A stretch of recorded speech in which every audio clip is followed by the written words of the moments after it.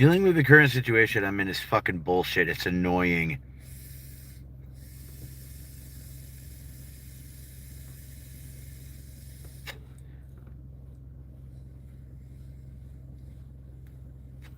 Medical bullshit is preventing me from like getting a job and whatnot. Getting SSI and disability is unbelievably difficult because of the situation I'm in. I can't drive a car, so can't go to a job. Therefore, I have no money. Literally, I can't do anything. I'm like stuck at the house all day. And, sometimes play the piano, work on music, draw, things like that. But like 90% of the time, I'm not doing anything. Like, I'll go to the gym and stuff, but that's about it. I'm also still having problems with like food. Like, I know I need to cook my own food, but like, fuck, food is expensive as hell right now. It's ridiculous. It's gotten to the point where it's fucking ridiculous. Um, just the amount of that it takes to get like fresh food and like the and just like normal stuff when all of the stuff that's terrible for you is actually like somewhat more affordable. It's kind of bullshit.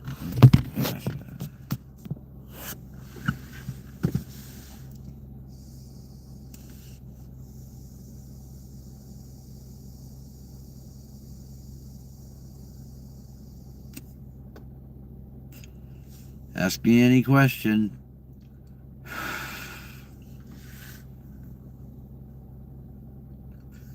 Drug addiction, about music, about the current state of the fucking political climate, like, how it's a fucking hellscape. If you want to bitch about America with me, hell yeah. If you want to join me with smoking, if you're smoking at your house.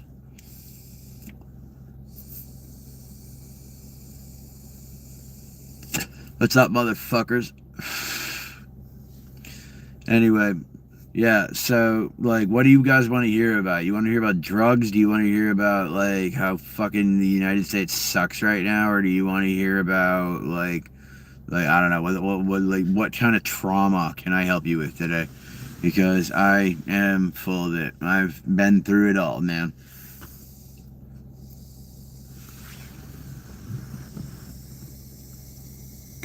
Nig Ward is taking a poop. Good for you, bro. Spending your time taking a shit and watching me. That's cool, though. I mean, like, do what you can do, whatever, man. No judgment.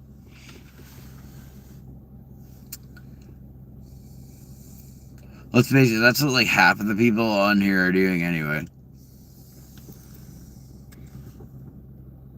Is it Genlin or Genlin? I'm going to go with Genlin because the other one is Gia. So, hello, Genlin.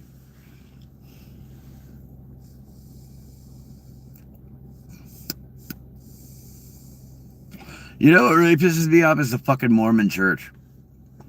Those motherfuckers are, like, ridiculous. I have an LDS church near my house. And, like, you know that, like, every house around that church, like, belongs to the church and is, like, rich as fuck. We're talking about, like wasps, like, just white Anglo-Saxon Protestants. Fucking, even though they are, Mormons. Hello, Kayla. And, like, it's funny because they came to my house and, like, I didn't want to bring up about the fact that they're, well, no, it was Jehovah's Witnesses that came by my house. And, like, I wanted to ask them, like, what would you do if your child was gay? Like, because they're afraid of the answer. Hello, bunkers. The answer is that they would cast them out. They'd cast them out and literally, like, stop talking to them altogether. And, like, you're gonna tell me you're a good parent and then, like, go through that? Like, fuck you, dude. Like, and, hello, Tony Hamilton. Welcome to the chat.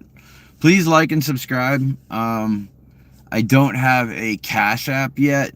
I will soon enough. Um, anyway, I said that like the next stream that I do, I'd play some songs on the piano and shit. But I'm like trying to set up a like I said, my only output for my music is a pair of old ass headphones. Like, so I have to like either hang them on the wall or find some fucking way to like get them to be louder so that like you can hear it with the piano. But like the project The Box Ghost is just lo-fi like techno rock, like, or lo-fi electronic rock. And you know, so I'm just having fun with that one. You know, I'm waiting to get my computer and all that shit so I can work on my project Anadonia, and that one's like gonna take a lot of studio work. But at least I'll have my home studio, so like, you know, if anybody else wants to record shit, you can come by my place and pay me a little bit of money, and I will record you. And I've worked with major musicians before. You know, it's you know, hello, Kate and your dogs. I love dogs. I own 2 cats, but there's nothing like a dog. But yeah. See, I lost my train of thought again. You know, it happens to me a lot. Mostly, I think it's because of like a traumatic brain injury from a long time ago. Thank you, Drama Boy. Thank you very much.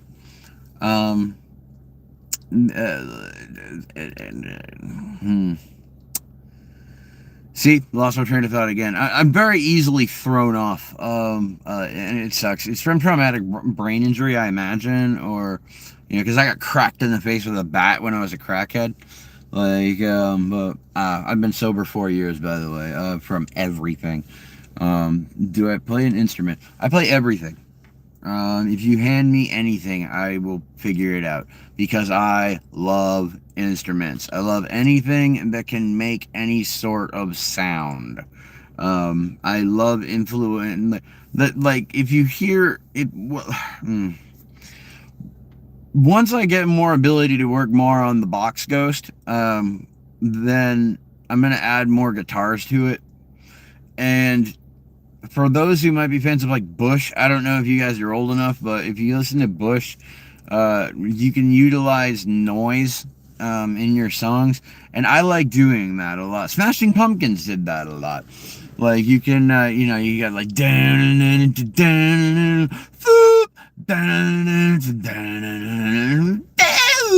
yeah, like, you know, you can, like, I like utilizing noise like that when working on a song. Slinky instruments, you mean like an accordion? Why would you smash pumpkins? Well, actually, Billy Corgan named the band the Smashing Pumpkins because he originally wanted to name it The Great Pumpkin, but the name was taken. So he used the British term for great, which is smashing. And you got the Smashing Pumpkins.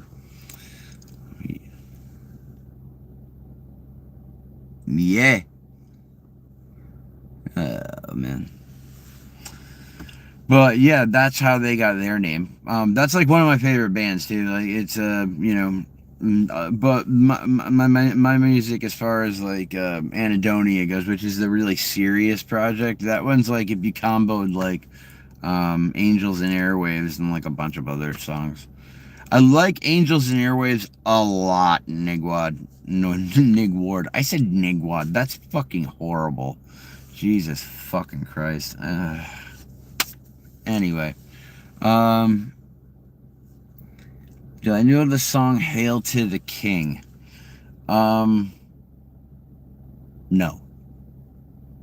I know Kill the King by Megadeth, but like, I'm old, dude. Like, my favorite band, that's tough, dude. I love so fucking many, and they're all so different that it's impossible to like say like, okay, this one's my favorite, because it's like, this one's my favorite in this style, this one's my favorite in this style, this one's my favorite in that style. So it's really hard to label down a band. I mean, I like Angels and Airwaves a lot. I fucking love them. I love Failure is a really good band. A Perfect Circle is one of my favorite bands.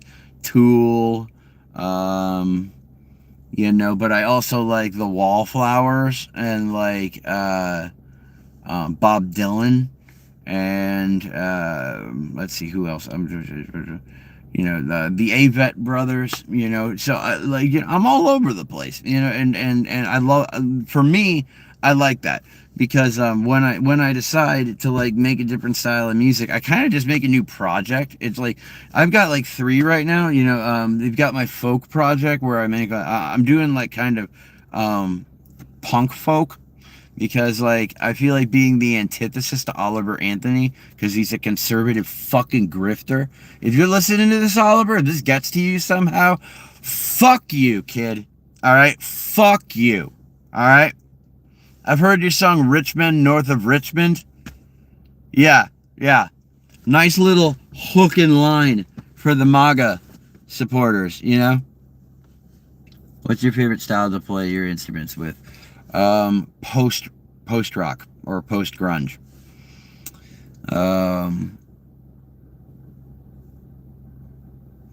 Yes, bluegrass is kick ass. It's just it's not for me. Just because let's face it, if I started singing bluegrass with a non-regional diction, I'd get beer thrown at me, like beer bottles. It's like, what's this Yankee motherfucker doing playing bluegrass? But I still love it. I do. Primus is fucking amazing. Underrated, underappreciated. If those beer bottles have nothing in it, then I call that a W. You ever get hit in the head with a fucking beer bottle? That shit hurts. And if it breaks, it can slice you open, and head wounds bleed like a son of a bitch. I'm good. Not to mention, I'm gonna take a beer bottle to the head for a fucking hick.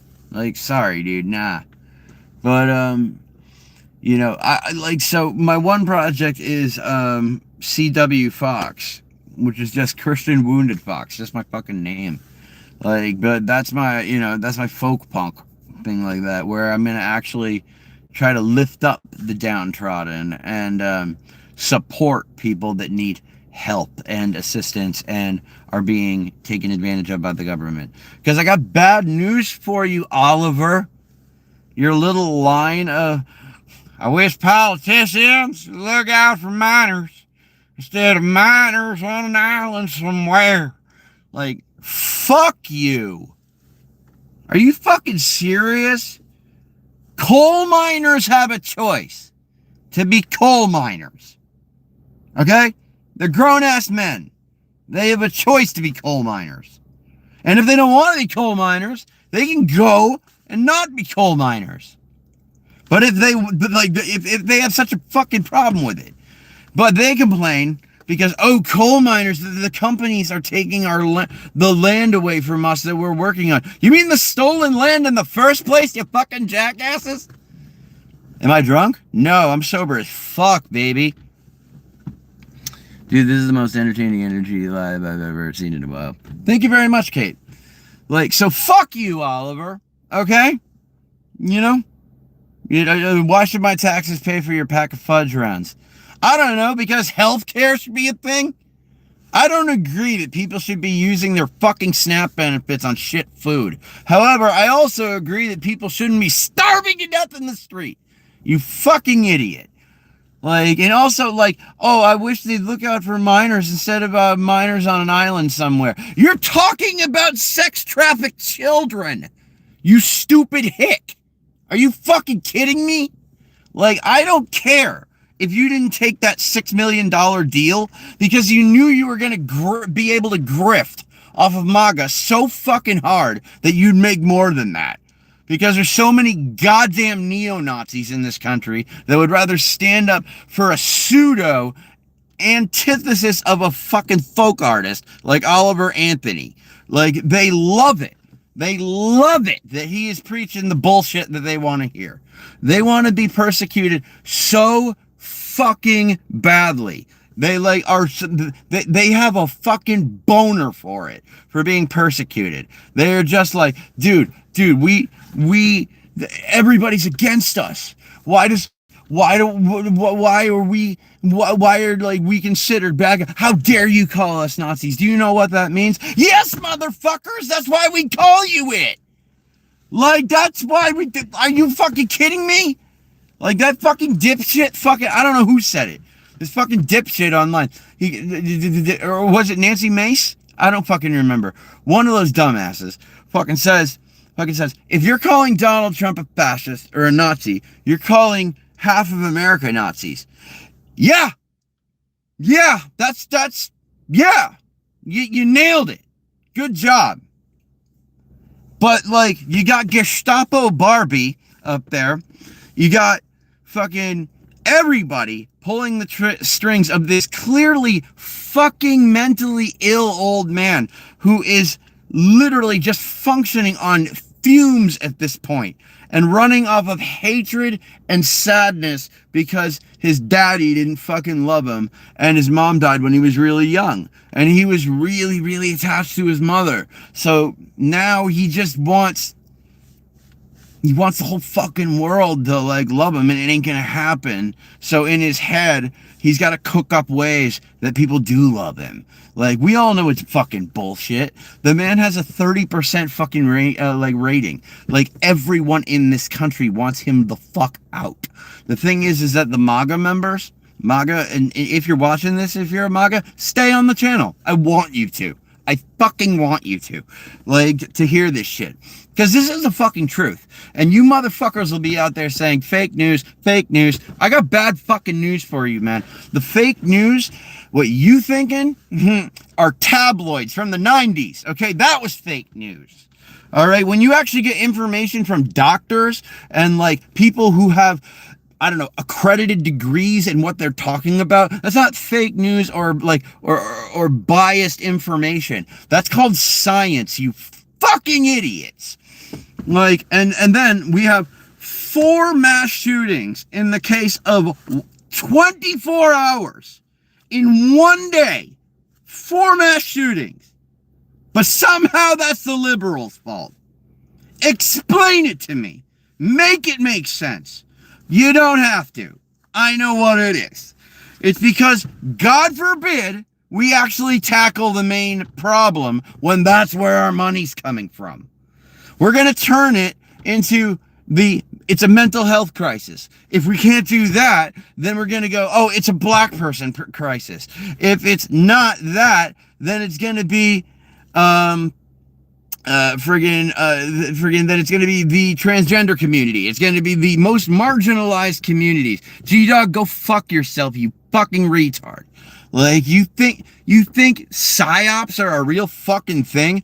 Dude, fuck you. Go read the fucking news. Go read the Associated Press or the BBC. Someone who doesn't have a fucking dog in this fight. Alright? Like, cause you're a fucking moron, man.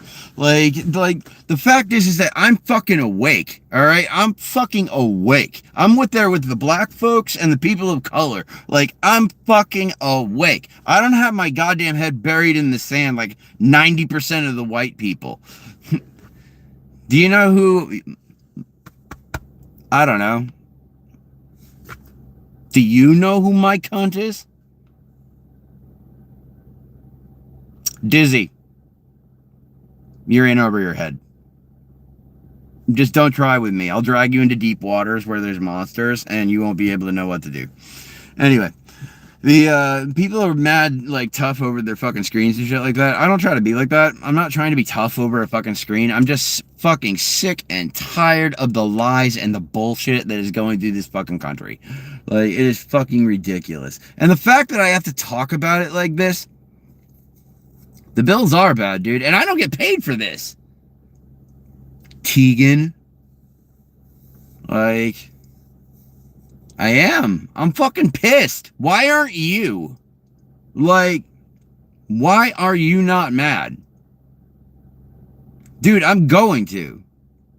I'm gonna run for city council as soon as I get all my shit together. So, like, I do plan on changing things. You think that, G-Dog. Like, go fuck yourself.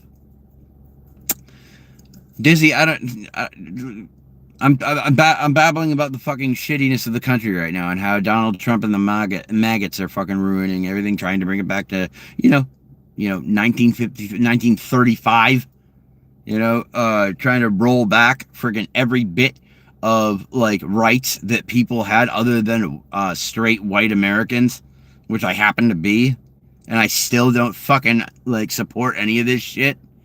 Like, fuck, dude. Like, obviously, they're going to pick on the most marginalized community, which at this point is the transgender community. Violation detected and live now for avoid suspension. A suspension. Oh, somebody tagged me. Somebody put a warning up in a violation. See, that's how snowflakey the maggots are. Can't handle the words, man. Minimum wage isn't meant for permanent jobs. No, it's not. It's not. However, minimum wage at the place that it is in our country at the moment, like, everybody keeps saying, like, it should be $15. At this point, with actually, like, inflation the way it is, it should be around $25. Like, so if you're at your job and you're making less than 25, they're messing with you. They're screwing with you. See how I got a violation, though? It's because I'm talking about shit they don't like. Either that or one of you motherfuckers did it. I don't know. Like, but yeah, I agree with you on that one. Minimum wage isn't meant for permanent jobs, but it should be. You should be able to get a job and survive. Inflation already is worse. Trust me, it's 25. It should be around 25. If you're making less than 25 at your job, I'm sorry, because you're getting paid too little. Like, legitimately. We're down to 3 followers. I don't know how people, like, survive on the live streams. That, like, maybe it's the playing video games or, like, playing games or acting like a fool. I don't know, dude. Like, I know for girls, it's just, like, it's easier. Because, like, guys will pay you to exist. And, minimum. Yeah. The minimum should be 25. In order to survive. Like, if you... Okay, let's just say this. In the area that I live in order to actually own a house and be somewhat comfortable, you have to make a minimum of $100,000 a year. That's ridiculous. And the problem is that the housing market's gone up while the minimum wage has stayed flat. And that's the problem. It always comes down to the rich people want more money. New England. I don't want to get too into detail of, like, where I am, just because, like, there's fucking freaks out there, man. You know that. I know that. We agree on that, right? But I'm from New England. I'm from Massachusetts. There you go. Near Boston.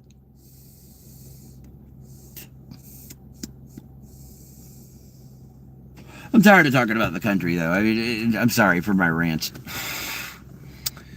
Yeah. No, you're completely right, Dizzy. Yeah, that's what all this is a distraction, I do technically, but where I live in the city is way out on the far end, so I live in the woods. And you're absolutely right about the Epstein list. Like, this is all a fucking distraction to keep that out there. And like, here's the thing.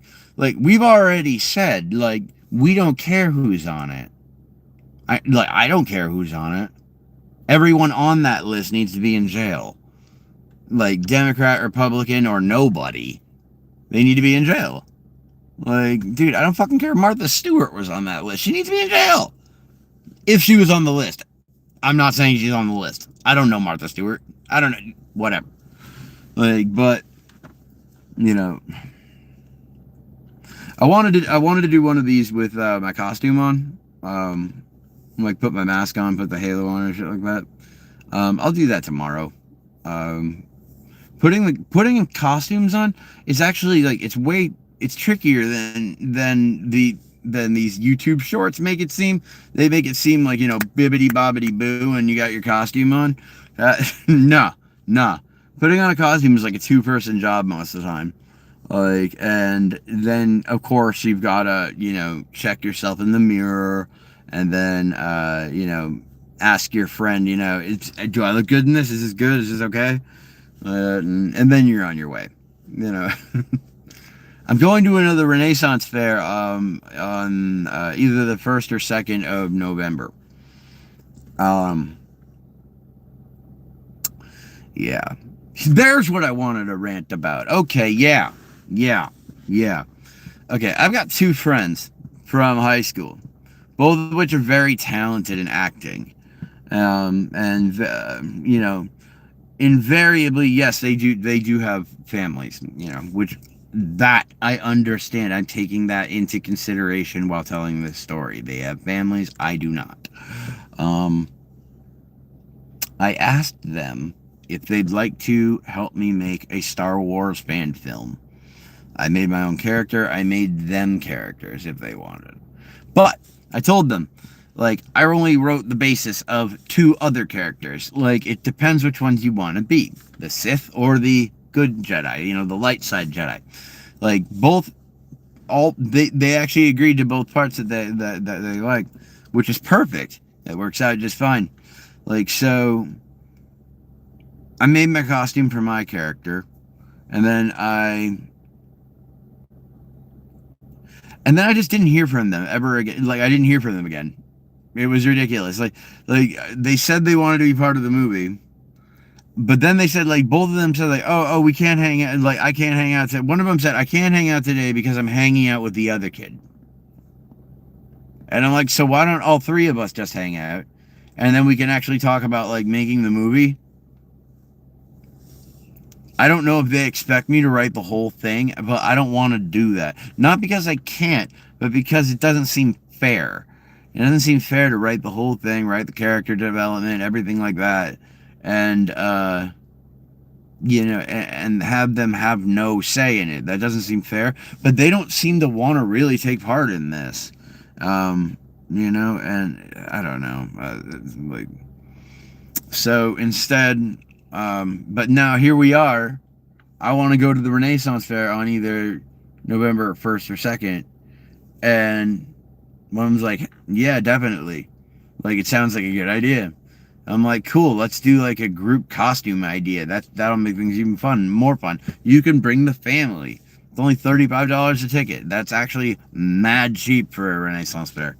And so I'm getting myself ready. I'm going anyway, no matter what. But then I email, I sent him a DM back on whatever on Instagram, and I said, I'm like, hey man, which day would you rather go, and what do you have any ideas what you'd like to do for costume designs? Do you want to be a darker costume style or a more happy one? Whatever. And I have heard nothing. Crickets, dude. And it's so aggravating. I'm trying to create artwork. People say they want to create artwork around this area, and yet here I am by myself. I don't know, man.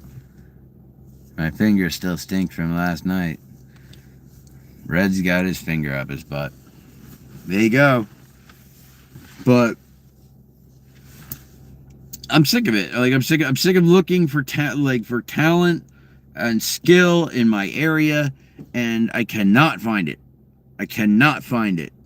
They either just aren't there, they don't exist, they don't have the time, or they don't have the fucking heart.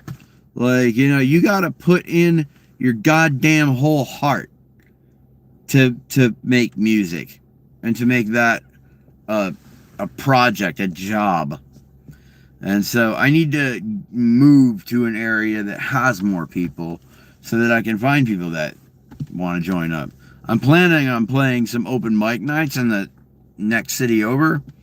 Like, and hopefully by doing that enough times, it'll get people's attention, and maybe someone will want to join my band, and then boom, I've got a band. You know, I've been told by people who matter that I'm a good writer, so I refuse to give up. I refuse to give up. I'm gonna be a fucking 80-year-old man still writing music, trying to break out into the scene. You know, I don't fucking want to be part of that Hollywood scene or any shit like that. That is poison. That entire, like, that whole, every record label that comes out of there, every major record label is toxic. Like, they will just take everything from you. It's ridiculous. Like, so, you know, I'm trying to go about it by making it you know, my own way, starting an LLC, forming my own legal licensing company, and that way I can afford, I own all my own stuff. So when I sell an album or a song, I get the money for it. Even though it's not about money, it's about sending a message.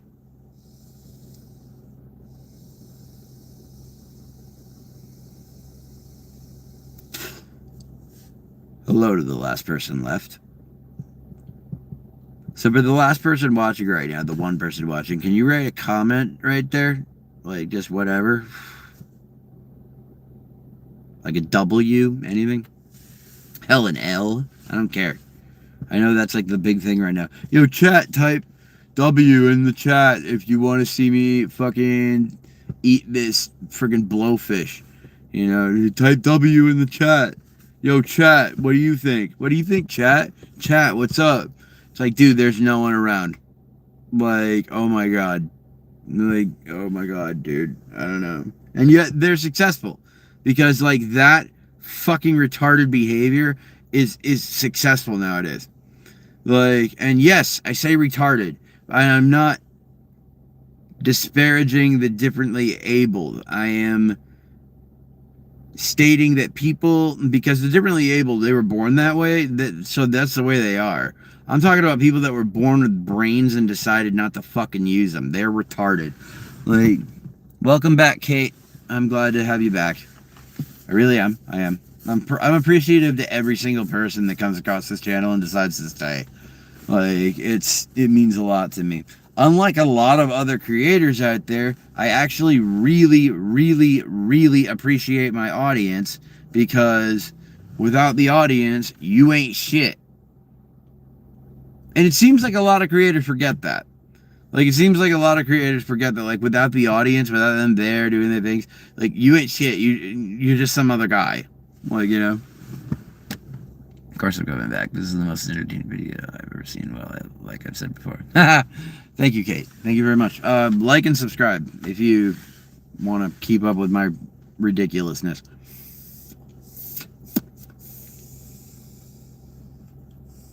You know what I'd also like to get into is voice acting. That's like something that I would absolutely fucking love to do.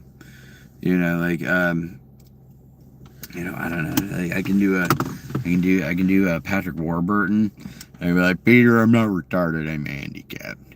Yeah, it turns out it's a really hard way to go about it. Yeah, my name's Stu. It's a good time. You know, Peter, I lost my ability to do that. I died! You know, like, so I can do Patrick Warburton. I can do a shed load of accents. I have an ear for accents, you know, just the way that people describe it. Like, in different parts of America, people say their vowels differently. Like, there's certain places where Twitter and window rhyme, you know? Like, and, yeah, and, like, you know, like in the New York area, or like the Western Mass area, around that area, they'll say like idea, like I have a good idea, like, you know, I sound like Bill Hader. Is that a good thing? I love Bill Hader. I don't know, but I've always thought he had kind of a nasally voice sounded. I always thought I could come across more as like the action hero type, not the geeky dork. But well, thank you then very much. Morphed Typhoon. Like, that's a really cool name, by the way. So yeah, like, you know, I'm working on like 3 music projects at a time. You know, I got CW Fox, I got the Box Ghost, I've got Anadonia, you know, and then at the same time, I'm trying to write 3 fucking books. Like novels. Like actual fucking books. Like, one's called The Kaleidoscopic Nightmare, and it's about this guy called the Good Doctor who like drives himself to this point of insanity where he manages to like break through the boundaries of reality, where he meets the he meets the universe embodied in this woman named Armelia, and like he falls in love with her, but he like recognizes that like he can like that she's the universe, and she gives him this ability to like use like the inward power of the mind in order to like take on this villain called the Tyrant King, who's actually taken over the entire planet and lives in what would be like a space station the size of a moon, like outside of the planet. But he's like a rotting husk of like a human being that just has this giant crown on that looks like it's made of like rebar and shit, and like coming out of the top of that is like just this cluster of fucking wires, and like it goes up into the room. And here's the thing: in the room that he's in, like the wires go over, and then they make this giant round room around him, like, and you know what? Eventually, yes, I'm going to publish this. Yes, I fucking will. I promise I will do it. Like, cause I have to. I got 3 books in my head, and I gotta get these out. And one of them is a 3-parter, like or 2-parter. Yeah, that one's Ghosts Among Shadows. That one's a whole different story. Like, but yeah, there's a whole lot to the Kaleidoscopic Nightmare. It would take me forever to explain it. And it's very complex. But like the thing is that like when I'm writing,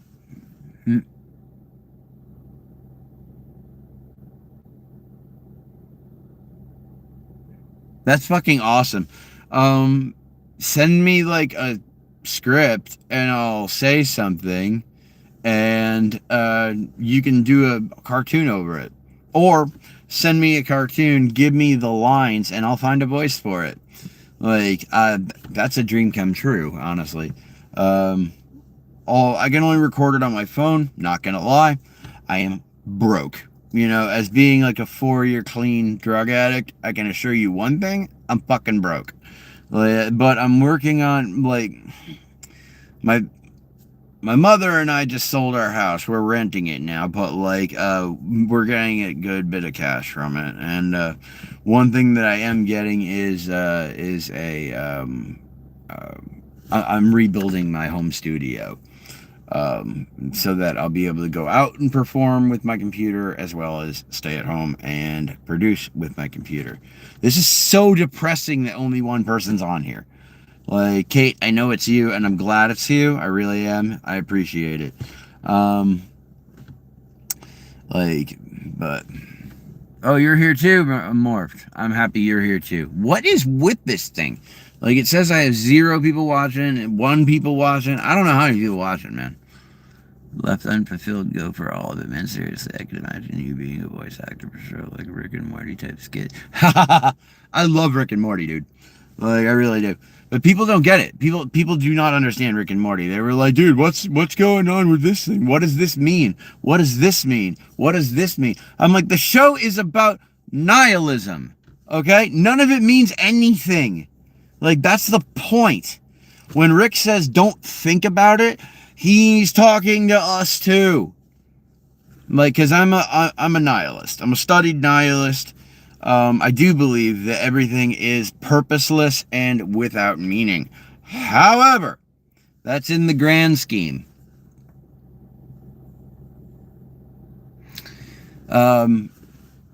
Like it's in the grand scheme. We're less than a thought. Okay, I don't mean THOT.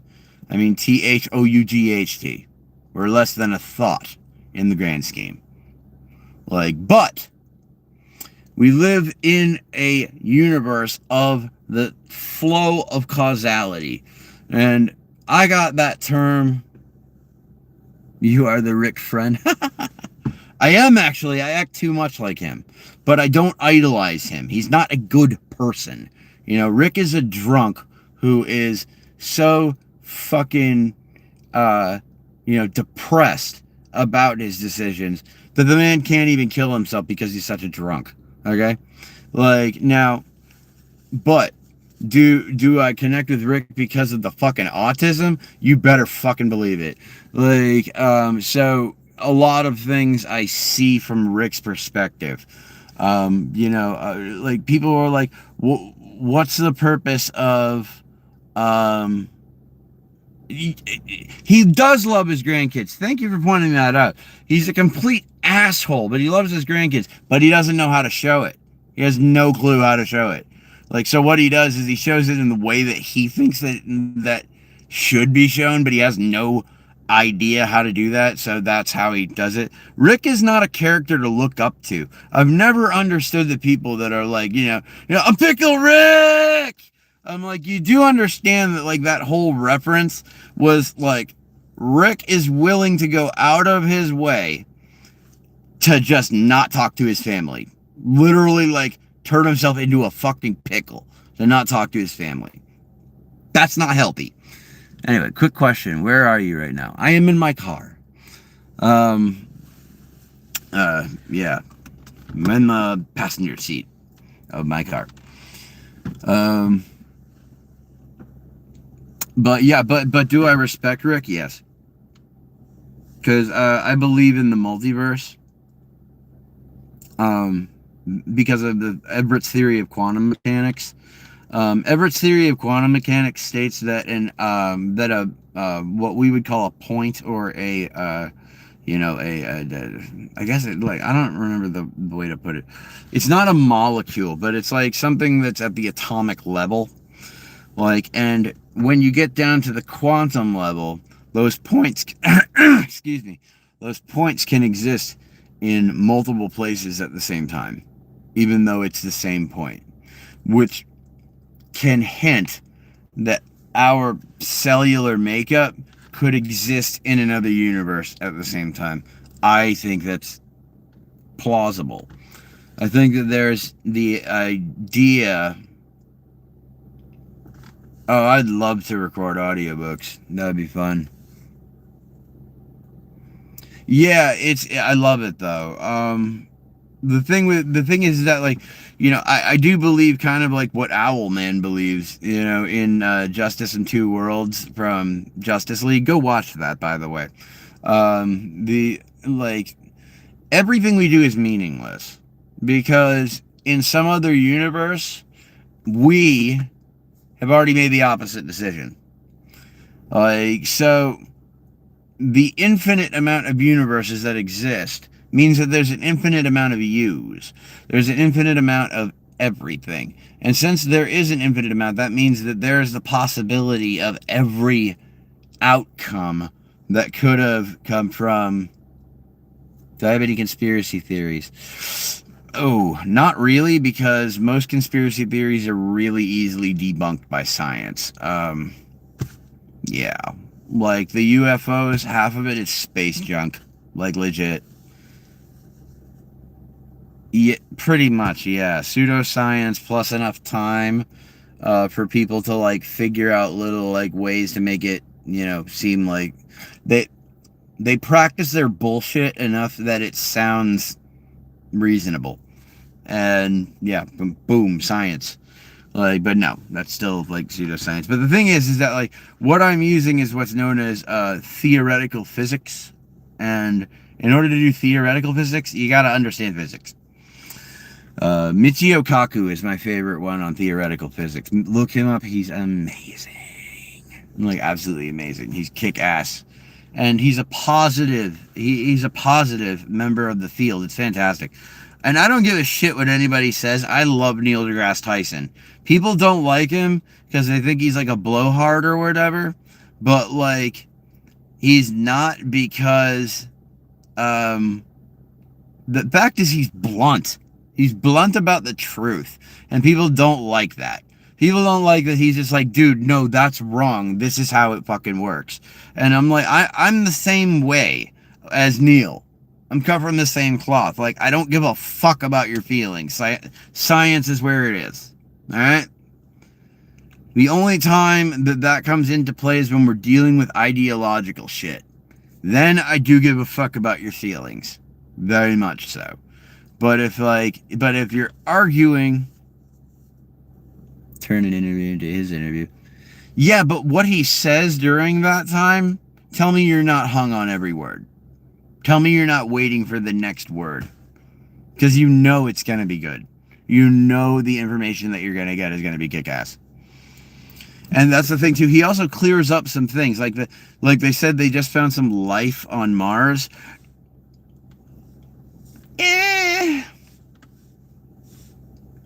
Kinda. Like, they found what could be leftover bacterium from billions of years ago. Like, billions and billions and billions of years ago. So that could hint that when Mars was habitable, it might have had bacterial or microbial life. That's not to say we found aliens. Okay? Like, and anybody thinks that aliens have been to Earth, dude, no, they haven't. Okay? Like, you're right there on the people that think that we didn't land on the moon. Like, dude, we landed on the moon. We did. Get over it. Like, ugh. Did you hear what they found in the iceberg in Antarctica, or the glacier? Didn't they find, like, some ancient-ass bacteria? Like, or something like that? Because I know somewhere down in that ice there is a fucking virus waiting to come out. Most likely it's a glacier. Icebergs float too much.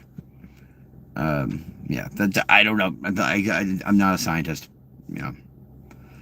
Don't listen to people online, okay? Like, I'm giving information, and it's true, and I'm telling you it's true, but go look it up anyway, okay? I'm begging all of you to. We did land on the moon, but I don't think they shared everything on it. I think they did. They absolutely did. There's nothing up there. It's a ball of iron. Like, you can look at pictures of the whole moon from NASA. Really close pictures. There's nothing they're hiding. There's nothing to hide. There's nothing there. It's what's left of the Pacific Ocean after Earth got hit by another planet. It went, another planet hit it, which caused the two to go together, and the part that was on the outside managed to stay in orbit, and that's where the Pacific Ocean is. Have you ever watched Y-Files? I have not, but if they're about conspiracy theories, that's fun. It's just that, in high school, I was big into conspiracy theories. I was huge into it. And then, as I got older, and I got more scientific and more critical thinking, I realized that a lot of them, like, they have, very boring answers at the end. Because it's like, really? That's what happened? It's that simple? And it's like, yeah. Like, okay, before I get to this, you have to, I was talking to one of the coworkers and they said they would survive the world stop spinning. No one would survive the world if it stopped spinning, even for a split second. And I'll tell you why. Hold on. They're very unbiased in their goals to try to find the best breeder. They're very cut and dry. Look into them here. Okay, I will. But conspiracy theorists usually are looking for things that prove their theory, not things that disprove it. And that's the way you should be looking. You should be looking for things that disprove your theory, not things that prove it. Okay, here's why you would not survive the world stop spinning. If the world stopped spinning even for 1 second, the world spins at 800 miles an hour. So everything going in the direction of the Earth would suddenly fly 800 miles in that direction, or whatever direction that, like, it went by. So unless you were strapped to something that was attached to the fucking Earth, you're dead.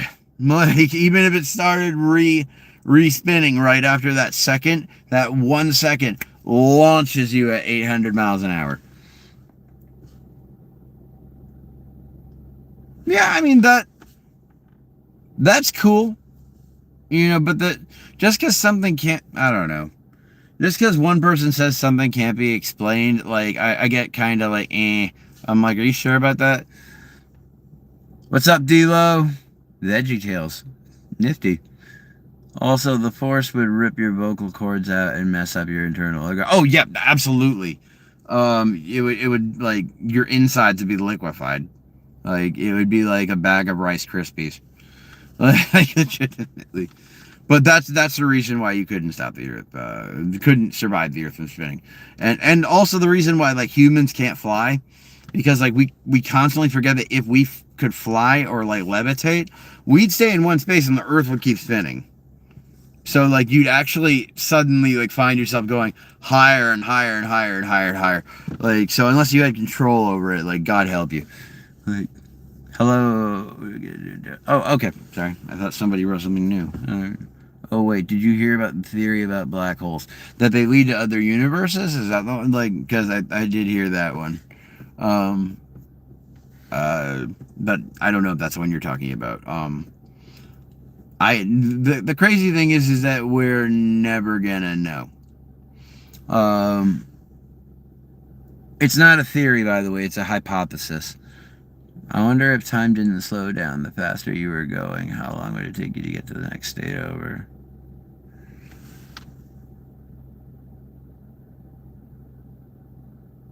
You would never get there. Like I mean, that's what I think because like time has to slow down as you're moving faster. That's just a rule of it. Like, because if you're traveling, say at like 99.9 this percent the speed of light, and you traveled like 550 light years out, and then came back, you'd be, or let's say 5 years. You went 5 light years out and then 5 light years back. You'd be 10 years older. But everybody on Earth would be, like, dead. Like, everybody that you knew, anyway. Everybody, like, like, it would be hundreds of years later. It is a fun thought. I love fun thoughts. I love theoretical science. It's fantastic. Like, because that's where good hypotheses come from. The James Webb Telescope just looked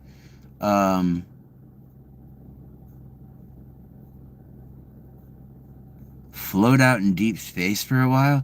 That's the most terrifying thing I could ever imagine.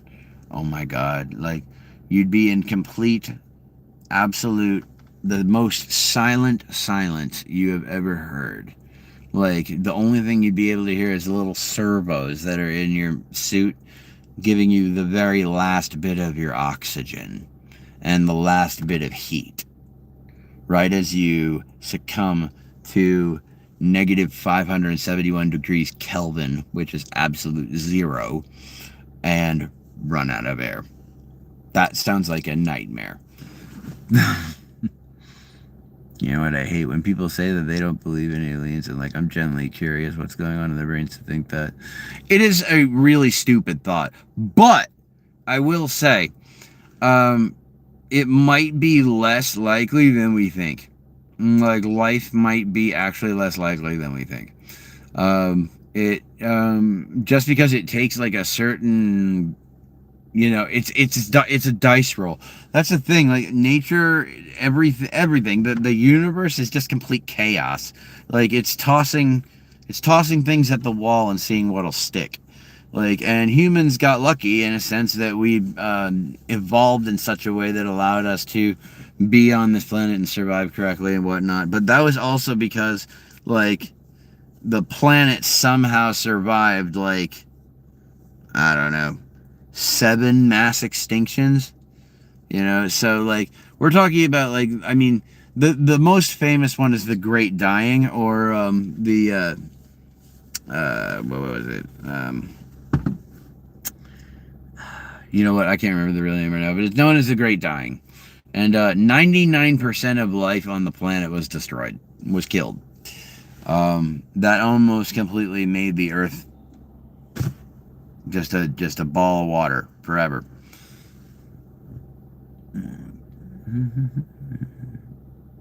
Oh, well, that's stupid.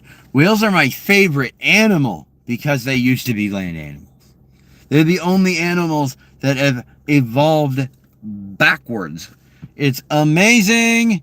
Humpback whales are my favorite. They're not my favorite animal, but they're like one of my favorite things. I love humpback whales. Well, I love whales in general because like they started as like this deer-sized, like kind of rat-looking thing, and then like they made their way into like looking like an otter, and then suddenly like you got the basilisk, like the giant long fucking thing. And yet, what's weird to me and amazing to me at the same time is that like through these millions of years of whales evolving, the largest whale exists right here today. It's the blue whale. 100 feet long. I would love to see a blue whale or swim with one. Oh my god. Like, now I have thalassophobia, where you're afraid of deep dark water that you can't see the bottom of. So the ocean is terrifying. I also have what's known as submegalophobia, and it's when you're afraid of big things underwater. And I have submechanophobia. I'm afraid of big machines underwater. For some reason, hi, cool emoji. For some reason, machines underwater scared the living shit out of me. I think it's because it reminds me of how small I am compared to the ocean. But I saw a video one time of these scuba divers diving, and a submarine just goes right over them. I would have had the largest panic attack of my life. Like, legitimately. Like, I would have had to been like, dude, but that's why I don't go scuba diving, right there. But I've thought about joining the Coast Guard. Make it make sense. I don't know. Fun fact, did you know sloths can hold their breath longer than a dolphin? Am I a hitman? I mean, I can hit some moves, man. But I wouldn't call myself a hitman, no. I did. Yeah. The sloths are surprisingly amazing swimmers. It's kooky. It's like, okay, yeah, all right, slow and steady, man. Do it up. Hell yeah. Like, that's fun shit. Dolphins are scary. Okay? Like, but let's get into that for real quick. Orcas, killer whales, the worst named animal on the planet. One, they're not a killer. They were named killer whales because people that saw them in the wild at first noticed how they're basically ocean wolves. So they called them killer whales. But they've only killed people when in captivity, and only 3 whales have done that. And the only one that everyone knows is Tilikum. And Tilikum, honestly, reasonable crash out. Like, total reasonable crash out. And so, like, yeah, he killed his trainer. But, like, I mean, come on. It's a whale, dude. I did see your message about aliens. I believe I did.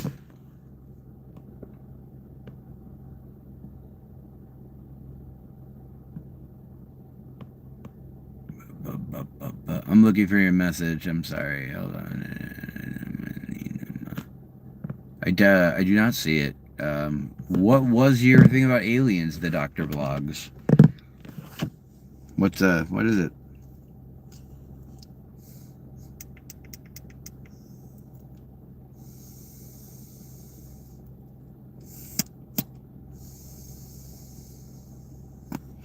My opinion on aliens is that, yeah, they have to exist. Like, there's no way they can't, period.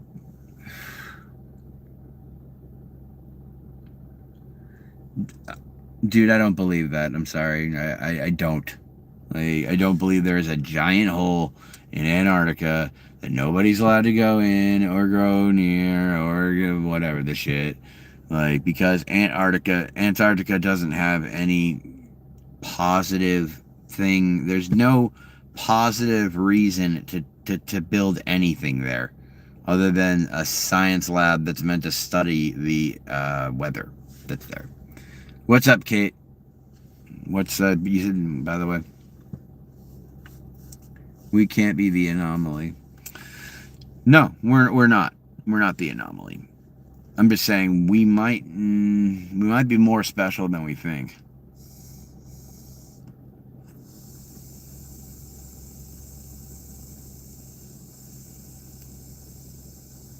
However, with the universe, hell, the galaxy being as big as it is, it's virtually impossible for there not to be aliens. Because essentially the universe is infinity. And when there's infinity, that means that there's an infinite amount of possibilities, which means every possibility is met at some point in time.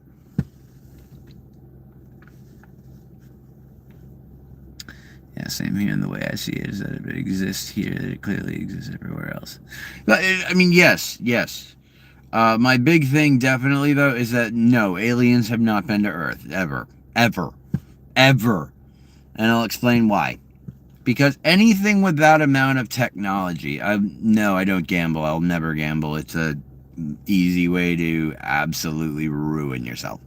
Anyway, can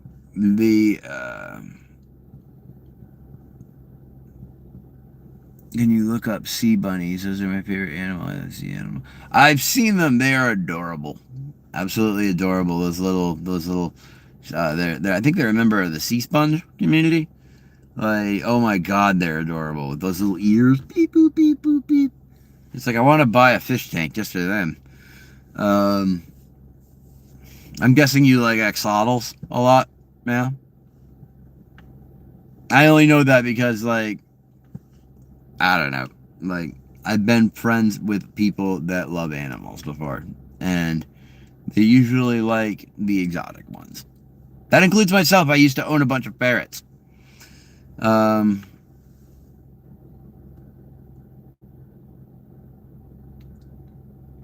Yeah, there is no material that was not from this world found there. That was space junk.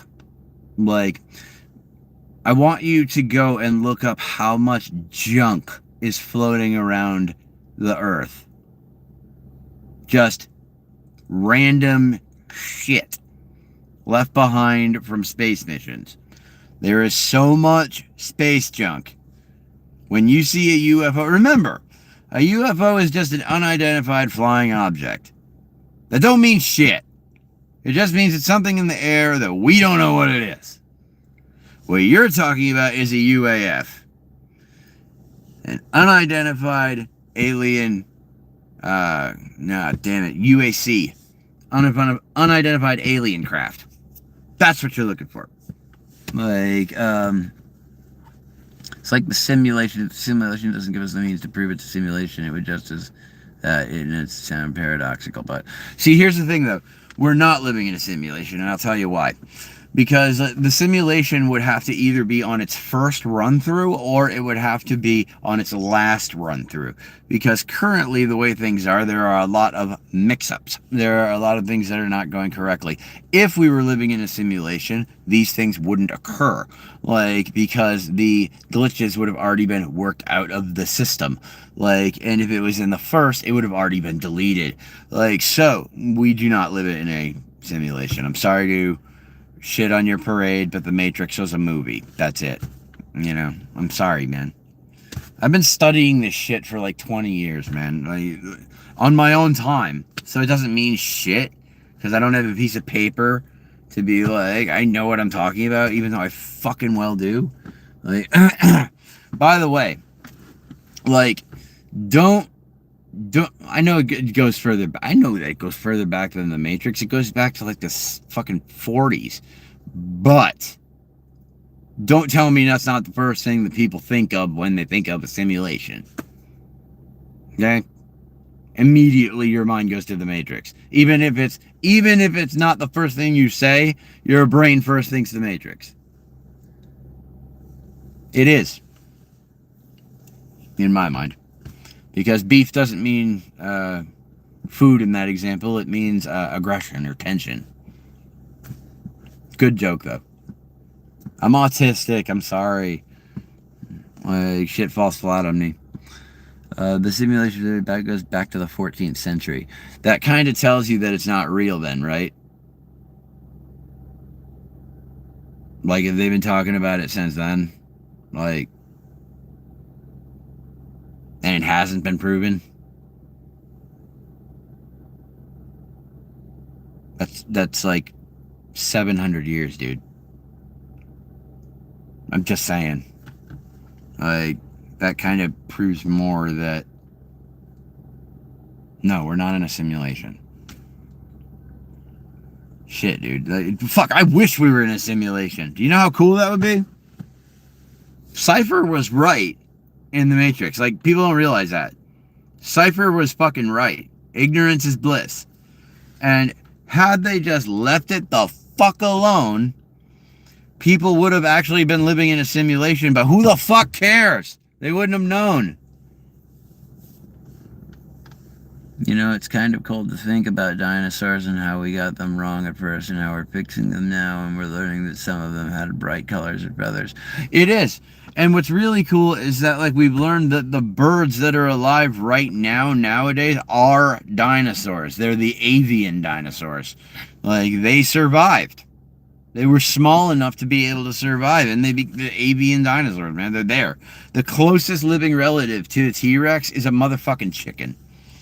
Like, that's fun to me, because it's just like, you got nerfed, bro. Hardcore. Like, but it shows, like, that it seems like the initial base of what life was going to be birds. Or more like birds, you know? Because, like, yeah, but there's a thing. The dinosaurs, they probably would have never started a civilization or anything like that. Just because I think that, yeah, they're branched up and down. They're the avian branch of the dinosaurs, yeah. Yeah, we've learned that, like, T-Rex actually didn't really have that much in the way of feathers on it. Like, it did when it was a baby, but, like, and it actually had lips too. So, like, in Jurassic Park, where the way its teeth are like that, they got that idea from, like, crocodiles and alligators and whatnot. But, like, T-Rex had lips, like, more like if you look at one of those big monitor lizards or a Komodo dragon, that's a good example. It looked like a big version of that.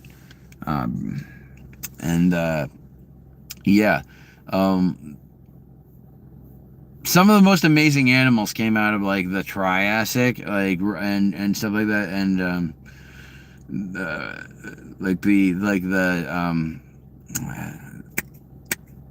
Asdarchids. The Asdarchids were the family that you find Quetzalcoatl in, and they were basically look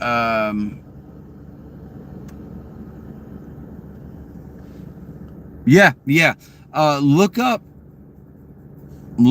on YouTube. It has a thing that they've replicated what a real T-Rex would sound like. It's the most horrifying thing I've ever fucking heard. Like, if I heard that in the woods, I would be shitting my pants. Like, oh my god. I can't imagine, like, hiding from something that fucking big, that can move that fucking fast, and the way that it sounds, just that deep, whoa, whoa. Like, it's like, whoa, dude. Because they didn't have vocal cords. So, like, they made, like, if you hear some of the sounds that birds make, you know, Kate, like, if you hear some of the sounds that birds make, it's fucking horrifying. Like, if you listen to, like, a kiwi bird, or, like, you know, a shoebill stork, those things are terrifying. It sounds horrifying.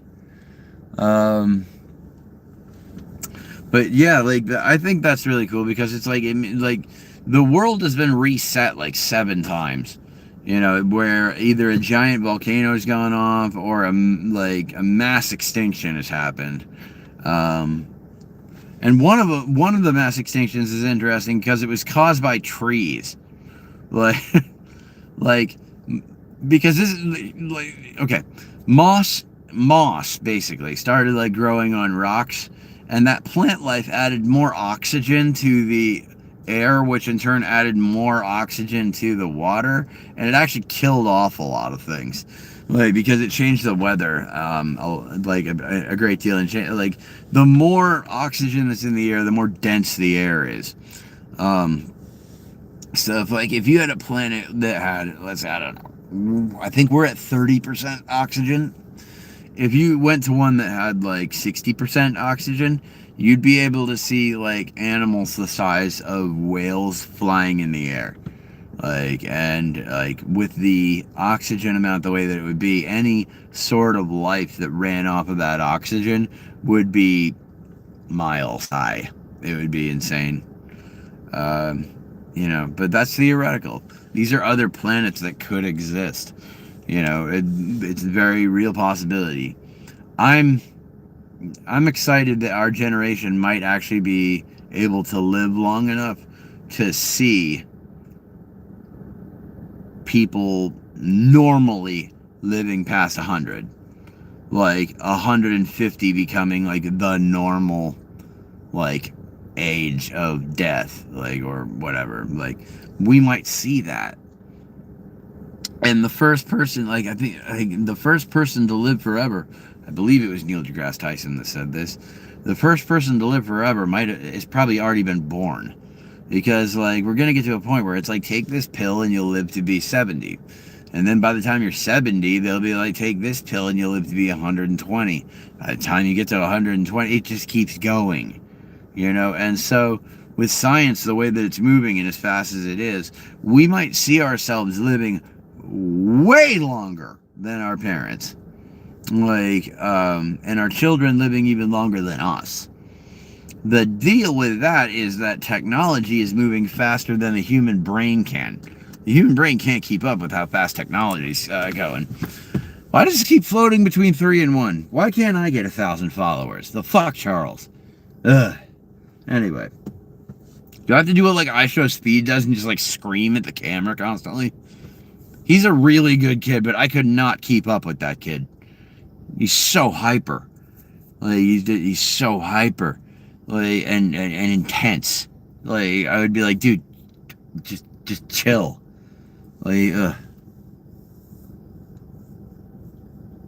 Imagine us getting superpowers. I mean, not I can speak to animal type powers. I mean, powers to block off certain type of viruses or cure cancer without doing anything. Oh my God, that would be wonderful. That would be amazing if our body, think about if we didn't have the fucking Dark Ages. 1,000 years where science was put down. Imagine we've had that 1,000-year boom, where we'd be now. How much further we'd be now. And that's why I say fuck religion. All of it, every religion, every single fucking one of it. I don't give a shit. Fuck all of it. And I'm not saying that to the people in that religion, except for the Mormons. I'm just saying that about the practice. Because a lot of people say their religion is a religion of peace, but it's not, because it's run by people who are not peaceful. And a religion that's run by people that aren't peaceful is not a peaceful religion. And I can't get behind any religion that basically says convert or die. I can't do that shit. Can't do it. I'm gonna tell this story right now. Because there's only 2 people watching, whatever. Oh, here comes my mom to tell me to stop running the car, probably. Hold on. This is embarrassing. Yes? You'll be out much longer? I'm doing a live feed, so just a little bit. Oh, I'm sorry to disturb you. No worries. I'm going upstairs to bed. Okie doke. Sleep well. Kisses. Love you. Love you too. Alright. Yeah, I'm a mama's boy. Go fuck yourself. Anyway, let's see. Okay. Right. I joined a LARP called The Galaxy Awaits. They're all, just by me saying that, they are all going to swarm on me. Like a pack of hyenas. The Galaxy Awaits, I loved. I made costumes. I made characters. I made multiple characters. I was making props to bring to this LARP that's in Seattle, on the other side of the fucking country. I changed my written character's backstory to fit in their little chunk of time that they were working in Star Wars. Because they're the only LARP I know that actually is Star Wars. So, this is The Galaxy Awaits. For anyone who's just joining, The Galaxy Awaits. This is my experience with them. Like, so I go in there. Okay. I go in. One of the first jokes I make, it's a Blazing Saddles joke. I'm hoping everybody's seen Blazing Saddles. And it is, yo, where the Twi'lek women at?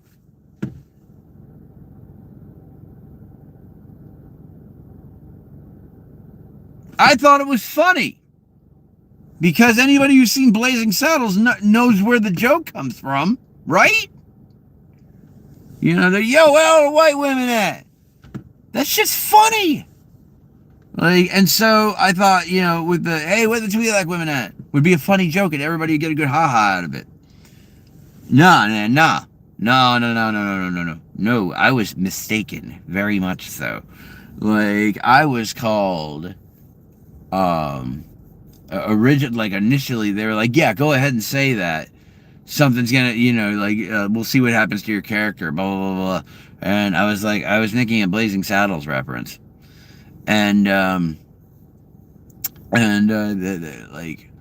they're like, okay, well, that's not funny because Twi'leks are slaves in the Star Wars universe. And I'm like, yes, they are highly enslaved in the Star Wars universe. I don't see how my joke had anything to fucking do with that. At all. I'm sorry. But I got a nice little, like, private comment, and this is what insular little groups do. One person comes to me and says, you're making people feel uncomfortable. Okay, where are they? Are you just talking for all of them? Are you the mouthpiece for the whole fucking LARP? Because who am I making uncomfortable? Like, because I said I find Twi'lek women sexy? Yes, those are the tentacle head motherfuckers from Star Wars. They have the two Leku in the back of their head. And they're sexy as fuck. Alright? Get over it. So I said I find Twi'lek sexy. And people said I'm objectifying Twi'leks. A species of alien that doesn't exist.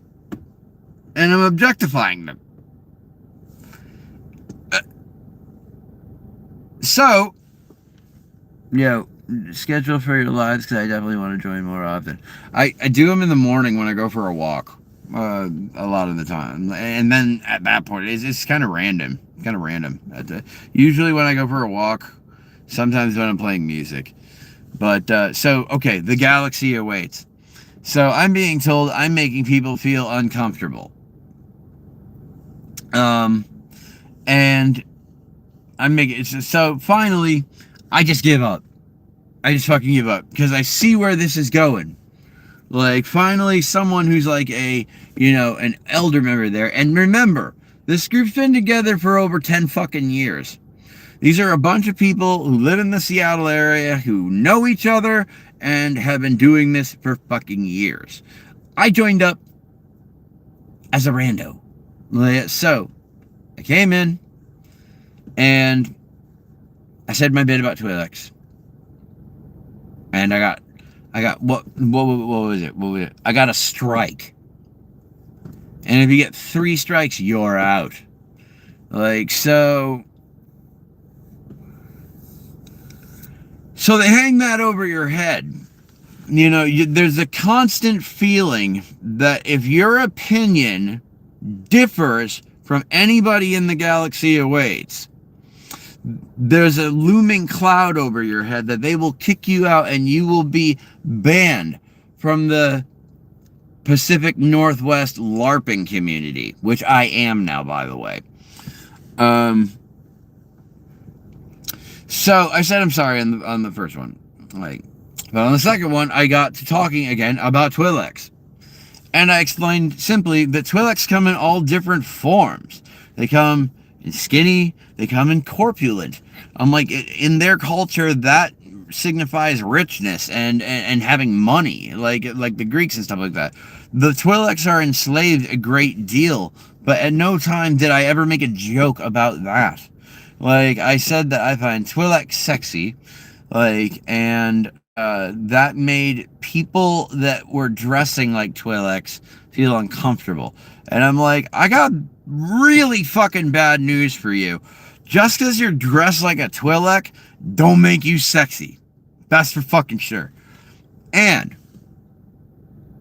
thank you so much, Kate.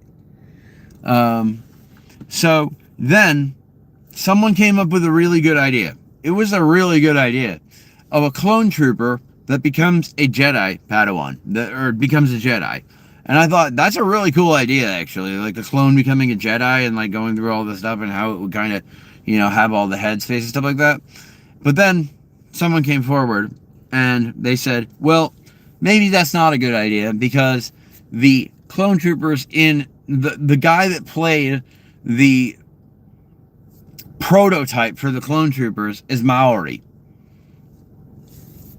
So better to be safe than sorry, and not let people be clone troopers because the clone troopers are Maori. Now, I brought up, I'm like, I don't see the problem with it. I don't see a problem with anyone of any race playing a clone trooper. I don't see it. And, like, pardon me for saying so, but if you went to the actor who played Boba Fett and asked him if it was okay if a bunch of fucking 40-year-olds are running around in the woods dressed up as fucking clone troopers, and some of them happen to be white or whatever other fucking color you want to pick, do you think he would actually give a shit? He was in Star Wars. He played Boba Fett. He wouldn't give a flying fuck about anybody dressing as a clone trooper out in the woods as a fucking middle-aged adult. Thank you. Yes. Like, god damn it. The group was so hyper fucking left. It was ridiculous. Like, so immediately I get this fucking DM from this chick. It's like, what did you mean by corpulent Twi'leks? And I just said, just what I meant. Twi'leks can come in corpulent forms too. And she says to me, well, it didn't sound like that the way that you typed it. And there's corpulent individuals here, and we're sexy, and we like our curves. My mistake was apologizing for hurting their feelings. I should have just been like, okay, you girls are big girls, and you're proud, and you're cool with it. That's fine. But they weren't big girls. They were, because I gotta respect them. I want to respect them. So they were big people. Not my fucking issue. Not my circus, not my clowns. I wasn't talking about any of them. And, like, of course I fucking doubled down I'm not attracted to fat people, man. Like, and I'm not gonna apologize for that. That's a preference. It's a fucking preference. Okay? Girl wants me to be over 6 feet. I'm 5'11". Alright? I want my girl to be below 150 pounds. Sorry! I like petite girls. Deal with it. And I'm certainly not going to a LARP to meet fucking girls. I'm going to a LARP to dress up in the costume and bring the fucking props that I worked on unbelievably hard for your fucking LARP that I'm paying for to go to.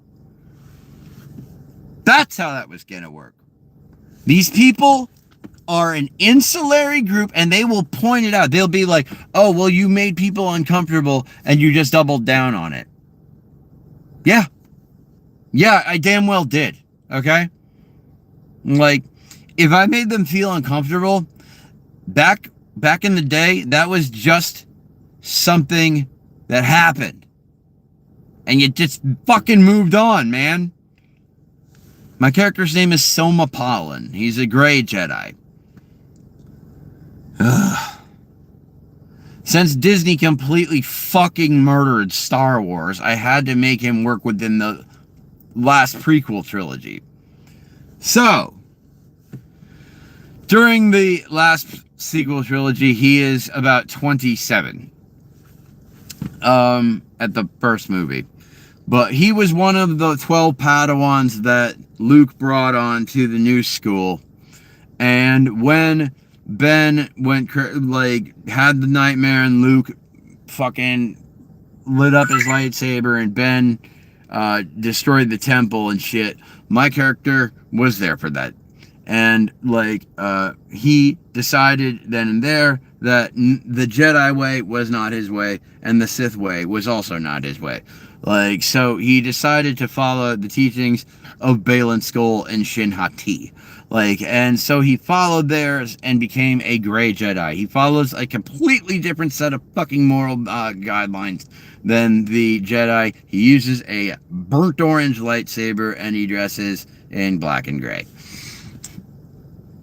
It's getting kind of late and I have to work at 5. I'll make sure to join you in your lives again. Thank you, Kate. Subscribe if you like. I love the idea of having Rey having the Youngling Slayer 9000. I cannot stand her character, dude. I feel bad for Daisy Ridley. She played the shit out of that character as best as she could. It was just Kathleen Kennedy wanted to self-insert herself into Star Wars. And be like, girls are this is some bullshit, dude. This is some fucking anything you can do, I can do better. I can do anything better than you. This is some of that bullshit. This is fucking kindergarten shit. Where it's like, okay, our characters need to not only be female, they all have to be female and people of color and, part of the LGBT community. You can make all of these characters without having to shove them into a slot and having to make that the entire basis of their character. That doesn't have to be. They can be a gay character. You can have a female lead. You can. It's been proven, for Christ's sake. Go back and watch Tomb Raider. That movie sold like crazy, and it had a lead. The girl with the dragon tattoo. Come on, man. And so it's just you just gotta, she wrote a Mary Sue. Okay? She wrote your standard self-insert where that character can do no fucking wrong, somehow knows how to do everything correct, and every other character absolutely just adores them for no fucking reason. They have no faults whatsoever. And what's really shitty is that they opened Rey's character really, really well. They showed that she's a scrapper. They showed that she's been on her own for a bit. They've shown that she knows how to survive on her own. So they started with a really good premise with Rey. And then we learned from Daisy Ridley that while they were like shooting the first movie, they weren't even really sure what the fuck the plot was going to be for the end, let alone the next two movies. Disney fucked us on Star Wars, like majorly. But I'll give it to them. They brought it back into the limelight. I'll give them that. Star Wars was petering out, and Disney brought it back into the limelight. But why'd you have to do it that way? Like, oh my god, why did you have to take, why did you kill off every old character, every original character from the first series? Oh yeah, that's right, because Kathleen Kennedy and the people that work on it actually secretly fucking hate Star Wars and its fans, because they are misandrists. I'm gonna straight up say that. They're fucking misandrists. They hate men. Like, they fucking hate men. They hate him. Like, and that's why every male that you see is a person of color, because white men are evil in their minds. Like, and the fact is, white people suck. Yeah, we're the worst fucking people on the fucking planet. And I'll admit that. Straight up. White people are the fucking worst. However, that doesn't mean that every character in every movie that's a lead, that you can't have a white guy. Alright? I hate to say it because it's true, and I hate to say it because I fucking hate that it's true. But you want a successful movie? Write a movie and make the lead a white guy. I fucking hate saying that. I really hate saying that. Like, that, just saying that, I feel bad. Like, I feel guilty and shitty. But it's true. Everyone would go see that movie. Back down to one viewer. Is that you, Nick Ward? Is that supposed to be like a take on like the N-bomb? Hi, Jay. Welcome to the chat. How in the name of tap dancing Christ? Okay, so it's just not being honest about how many people are. Okay, now it says it's 3. This thing is slow. Hi, Ben. What's up? I'm ranting. It's crazy to me that like you got like all these like thirst traps on here that like they have thousands of viewers, man. Thousands. Like, now I'm gonna put up a Cash App once I open one. I don't have a bank account to attach it to yet. So, like, oh, Ben, you were here for the last time I played. I'm not playing tonight. No, I'm too tired. I blew my voice out from yelling in the video. So, yeah, no. I can sing like Crash Test Dummies. You know, like, once there was this kid who got into an accident and couldn't come to school, and when he finally came back, his hair had turned from black into bright white. See, I can do that shit. See, I lost 2 viewers from singing. Dude, that hurts. That fucking hurts. I hate my voice as it is, but I love singing. Fucking, you know, or I could do Johnny Cash, you know. I hurt myself today to see if I still feel. I focus on the pain, the only thing that's real. See, now I love that song. I love Johnny Cash, and like I would definitely next time I'm around, I'm playing the piano. I'll play Johnny Cash's version of that. You know what? Like, I'll try to do it tomorrow. I'll try my best to set the thing up and play a couple songs tomorrow. I'm trying to get my original music out there, you know, but I don't. Since it's not recorded yet, I don't have it on YouTube. It's just like performances that I do like via the camera phone. So not top-notch quality. Like, but That's, people expect top-notch quality with their music right now. The idea of the underground sound, it seems to be coming back, but like people want their music to sound radio ready. Like, and honestly, like,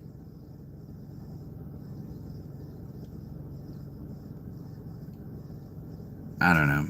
I like songs that sound dirty. I like songs that don't sound like they've been overproduced and overprocessed. Recently heard this song called Mariner's Revenge. Was pretty dope. Cool. Very cool. Finding new songs is actually, it's cool. Because after your 30s, it's hard to find songs that you like. You end up usually staying right in your wheelhouse in the music genre that you liked when you were in your 20s and teens. I'm one of those. I don't want to be one of those old guys. It's like you kids' music is garbage. Back in my day, we made real music. I'll tell you what. Like no, I'm not going to be that guy. Like there is plenty of really, really good music out right now. You just got to dig for it. That's it. You got to look underground. Yeah, like that's where the best stuff is. All the other stuff is just too clean and polished, and it's garbage. This fucking sucks. I am almost out of cartridge. This is my last fucking cartridge, and I can't go to the dispensary till tomorrow.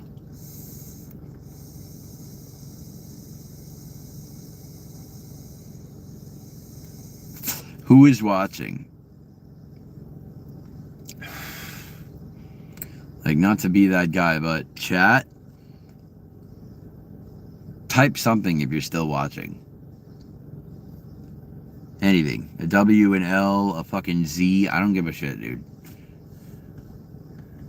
Me, my son. How old are you, Nigward? Because I mean, son's cool and everything, but I'm probably older than you. Anyway. I know that because of your screen name. Yeah! Did you just call me son? Boy, sit down. Grown-ups are talking. This is when you're... Okay? Grown-ups are talking. 20 years old calling me son. You must be out of your fucking mind. No, I am not Daniel-san.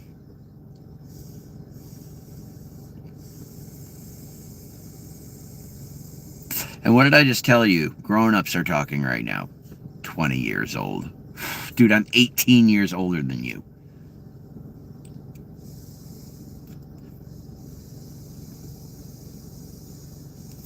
Being like, and like people want to say that like 40's middle age. Fuck, dude, no, it's not anymore. People are living so much fucking longer. Like it's more near like 50.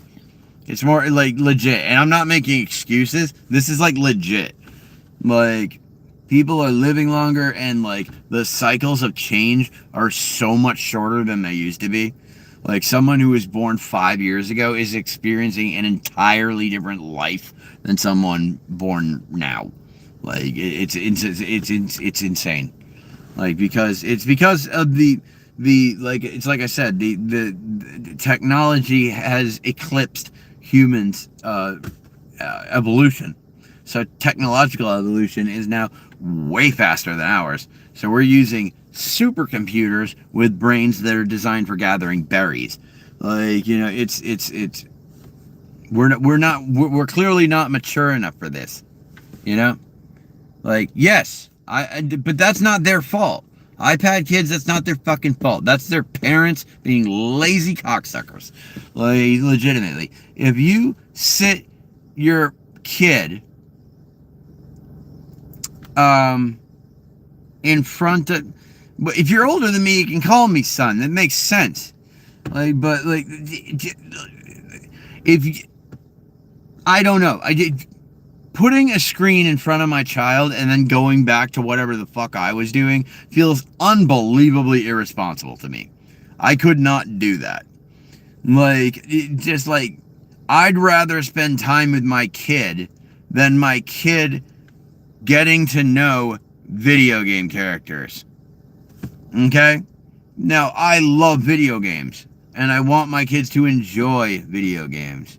Like, but what's behind me? A headrest. And cars keep going by. So there's that. There might be a killer in my back seat, too, but nope.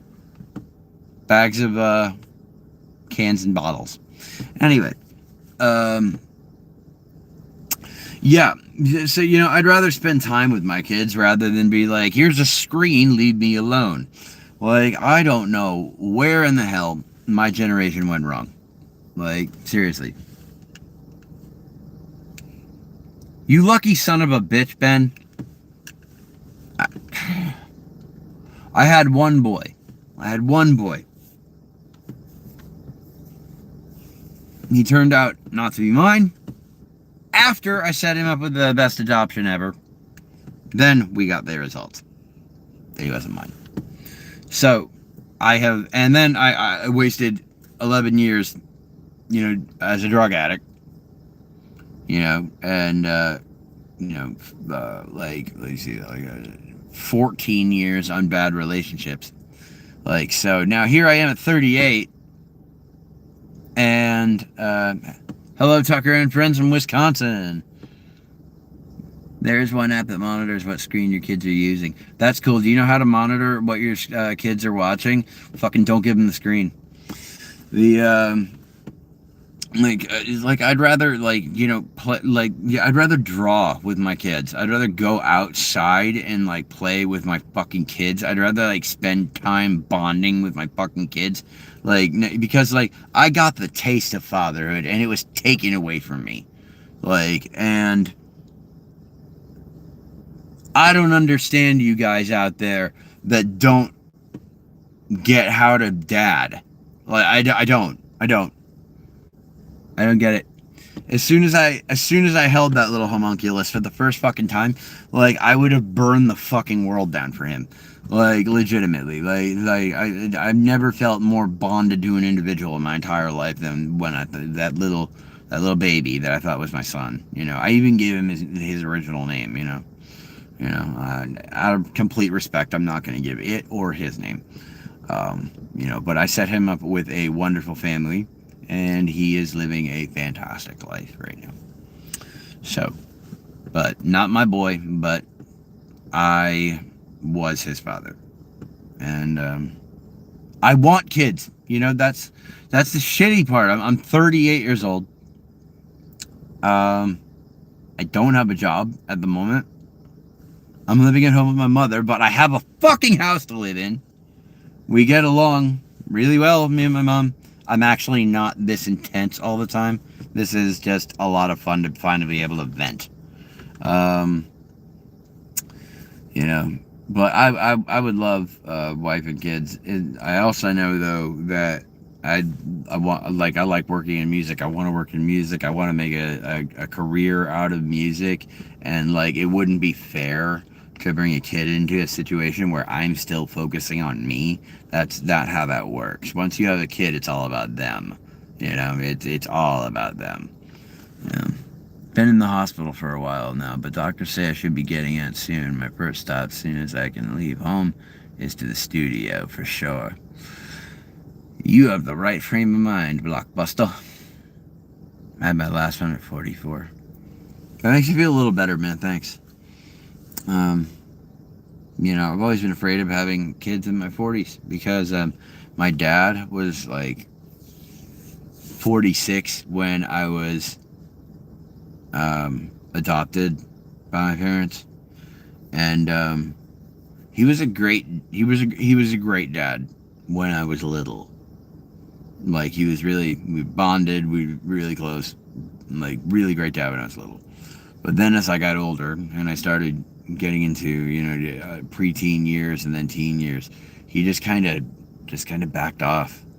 It's not that he was neglectful or anything like that, or abusive in any way, shape, or form. He just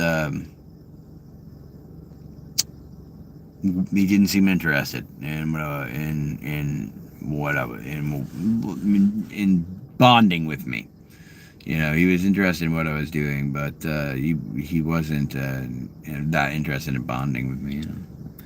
In June with red meat, but doctors say I should be home before Halloween time. Blockbuster, as much as that's fantastic news, why are you telling me this? But do I read scary stories? No.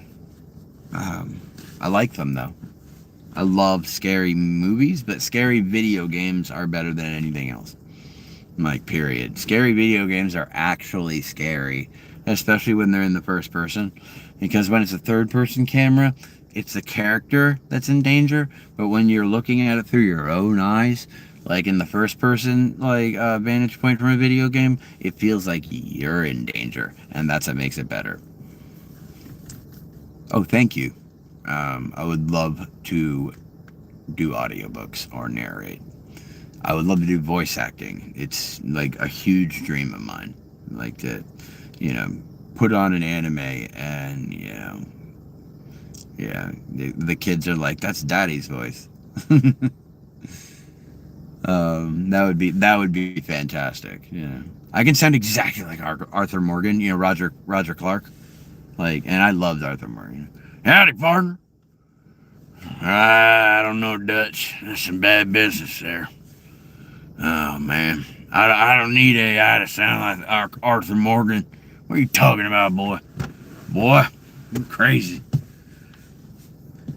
Talking to me like I need to use AI to sound like Arthur Morgan. Come on, get out of here. Then you got Dutch, damn it, Arthur, I need everyone to have some goddamn faith. That parenting advice, Colin Johan. That wouldn't be, I feel like that would be disingenuous. Because me giving parenting advice when I don't have any fucking kids, who the fuck would listen to me? Arthur Morgan's Down syndrome little cousin. Yeah, go fuck yourself, Blockbuster. You can suck a dick. Anyway, do you know what Down syndrome people look like? Because my eyes aren't that far apart, bro. And my chin's too. I don't know what you look like though, but you're hanging onto the past so hard that I figure you probably peaked in high school.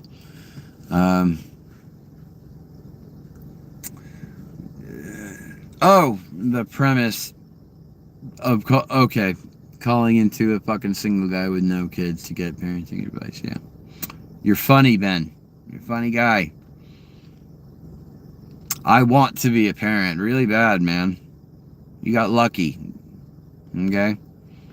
You did your life correctly and you had kids. I am scared that I'm infertile, in total honesty. Terrified. Because I want a family really, really badly. Okay, Edgar, thank you. Thank you, Junior. It means a lot. I know what it is right now. It's just I can't get out. I can't get out to go to a nice place to just hang out, get a couple drinks. Not a bar. Not one of those little hole in the wall shit things around here. Massachusetts is known for fucking shit ass bars.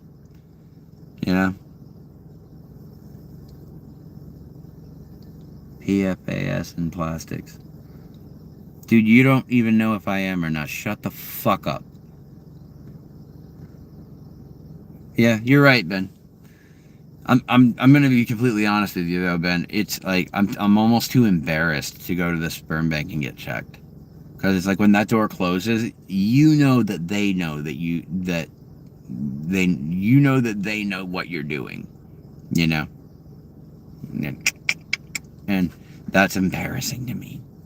I don't know. It's just it makes me a little shy. Yeah, that's why I don't want to go to a bar, dude. I want to go to like a nice just place where people congregate, you know, and like, you know, never meet a girl at a bar. That is a horrible idea. Jesus Christ. Also, never date a porn star. Telling you. And she's not a fucking porn star. She's a porn actress. Let's not sell the farm yet, okay? Look up Asphyxia Noir, if any of you are feeling spicy. Look up Asphyxia Noir. That's my ex. And I can prove it because we have matching fucking tattoos. She wants to deny that shit all up and down the day. That bitch got what's coming to her. She got a year being used by the fucking porn industry and thrown out the fucking door. Fuck her. Fuck you, Felicia, if you're watching this. Alright? You stole 4 years of my life.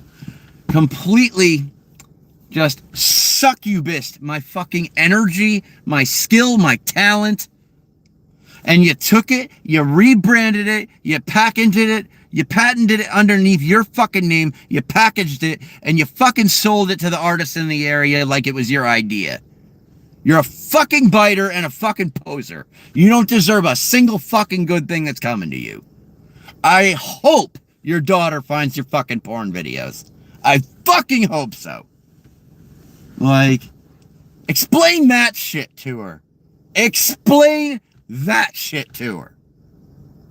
Have me moving out to fucking California, telling me that you fucking love me, and then a week later saying that, oh, you're not in love with me, you met someone before I even came out here. Before I went out there? Fuck you! Do you ever get music burnout? I've been playing for a while and I've gotten a pretty intermediate level, but I've stagnated. Yes, absolutely. Yeah, burnout happens. It's a bitch. And all you can really do is play through it. Like, you're gonna just write and write and write, and everything is gonna sound like shit to you. And then eventually, finally, you're gonna find the right thing. And it's gonna it'll work out. But sometimes you just gotta step back for like a few weeks, sometimes a couple months. And then when you come back to it, you'll suddenly be like, holy shit, I got this. Like, you know, it's, you know, music's a weird thing, man. It like, you know, what do I do for a living? I'm currently not doing anything for a living. I make music. I'm a producer. I've produced bands. I've produced my own bands. I've written many songs. I've, played at the Hard Rock Cafe. I've opened for the band Ra.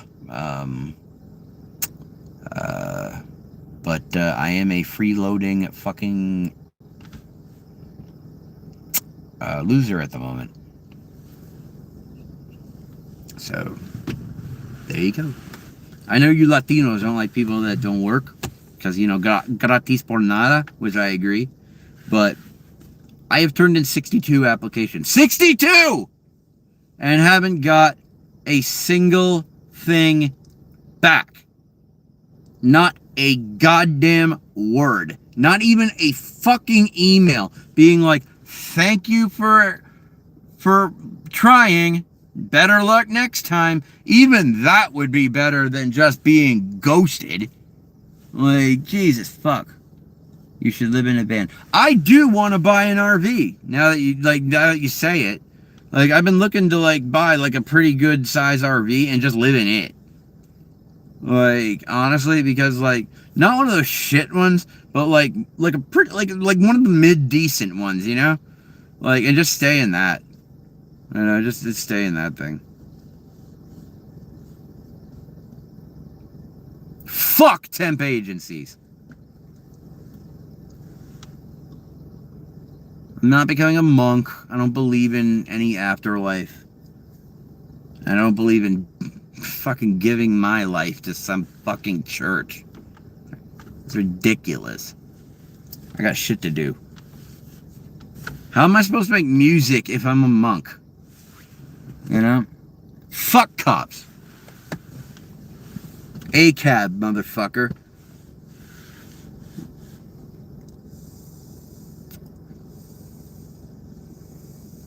Oh, I'll put this out there too. Skin Diamond. Yeah, the actress, the porn actress, Skin Diamond. If you see this, if this gets to you, if this comes around, Raylan Christensen, your real fucking name. Yo, fucking you was nice. I'll let you know that. Just let you know that shit. Other than that, fuck you. Fuck you and that whole fucking industry. Alright? Sure, monks play music, but not the kind that I'm making. And by the way, I still don't believe in God. Like, so... And the Shaolin monks are not real. Any real Shaolin monk died 500 years ago. I don't want to be in a stealth band.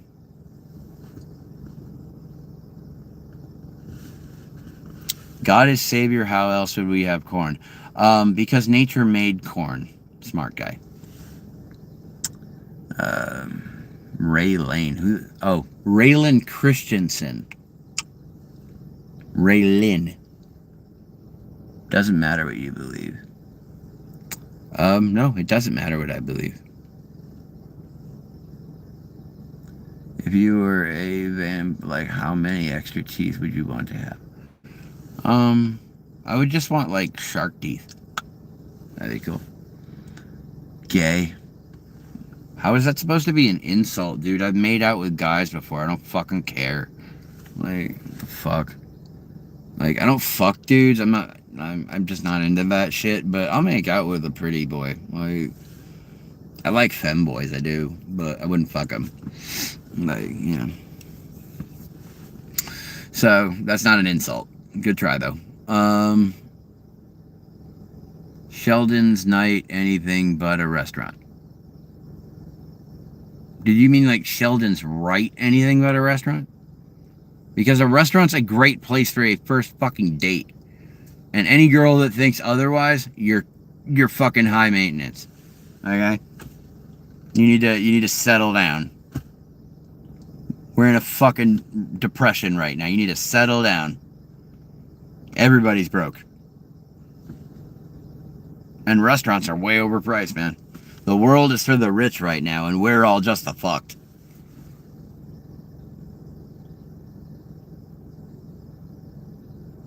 I believe in one Mars and hope for the future.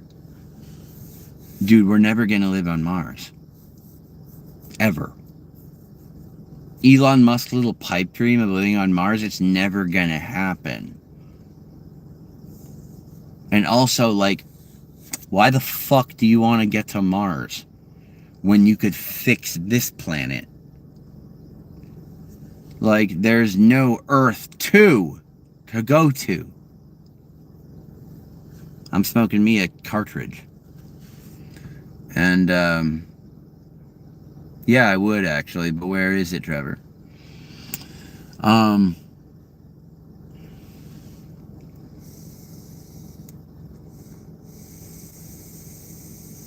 Humans weren't designed to live in low gravity like in Mars. And people don't tell you this, but astronauts have lost their shit up in space. They have had to hold back astronauts, cosmonauts, and other ones from opening the doors to the ship. So there's multi-fail-safes. That's how fucking crazy people get up there. They lose their shit up there. Because the closest thing to you is 90,000 miles away. The radiation isn't going to hit you when you're up in space. Like, we've already dealt with that shit. The thing is making gravity. You know, you have to make gravity, and you need enough space to not lose your fucking mind. Trevor, that sounds good. Fuck Texas. If you're a blue person in Texas, I give you all the power in the world because your state is a flaming pile of shit.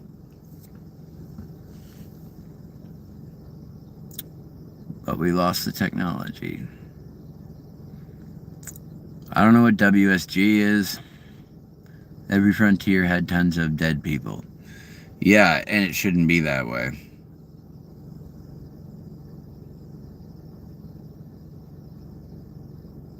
Why all the pride flags? No need, man. And I'm not trans, so. And oh, Dallas is a blue state. That's cool. I've heard that there's. I've actually seen the numbers. There's more blue people in Texas than red. It's just that Texas is so fucking crooked that it comes out as a red state.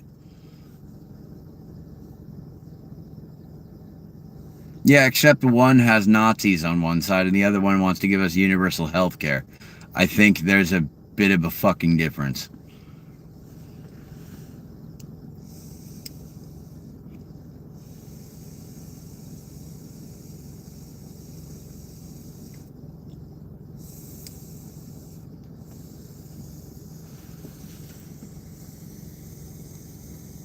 In Canada, huh?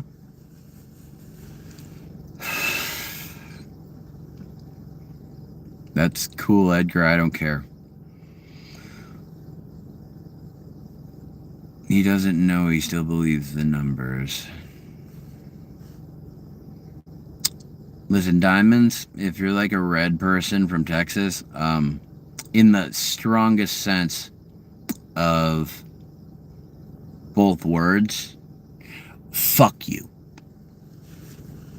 Your state has the highest infant mortality rate. Be proud of that, you fucking hick. Oh, so you're just like a fence sitter. You know, no balls whatsoever.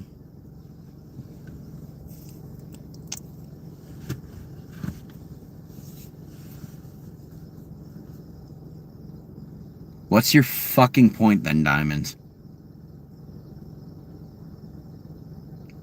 I like purple, Edgar.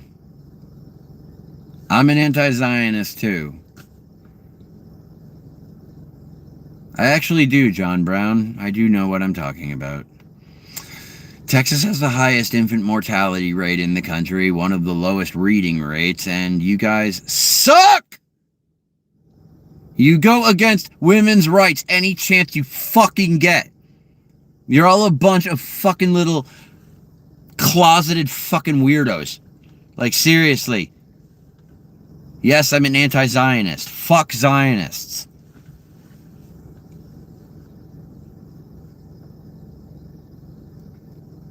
John Brown. You dumb. Your state is a shitbag hole. It's a bag in a hole full of shit. Yeah, Israel needs to be dismantled. Like, I don't give a shit what anybody says. Yeah, they both should.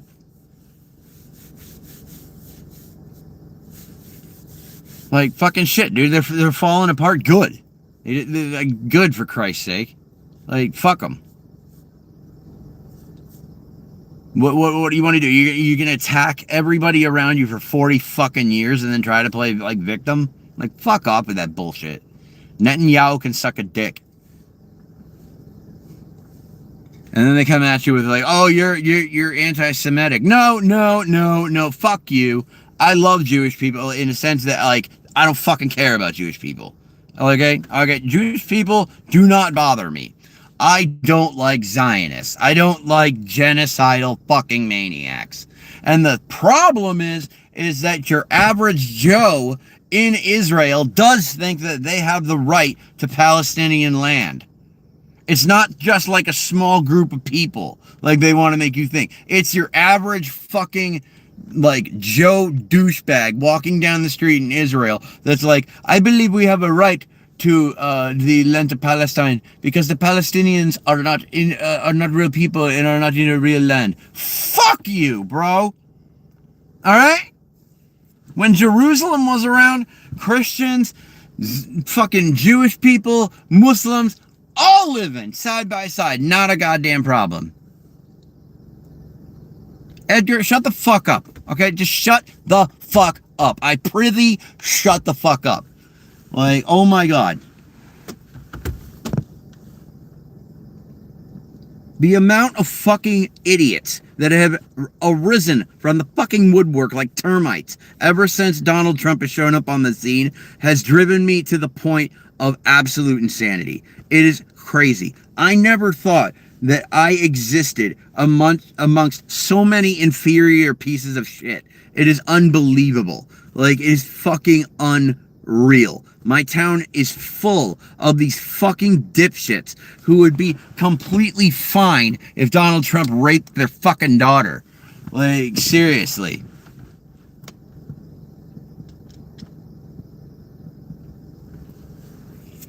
Why are you not anti-Zionist, Edgar?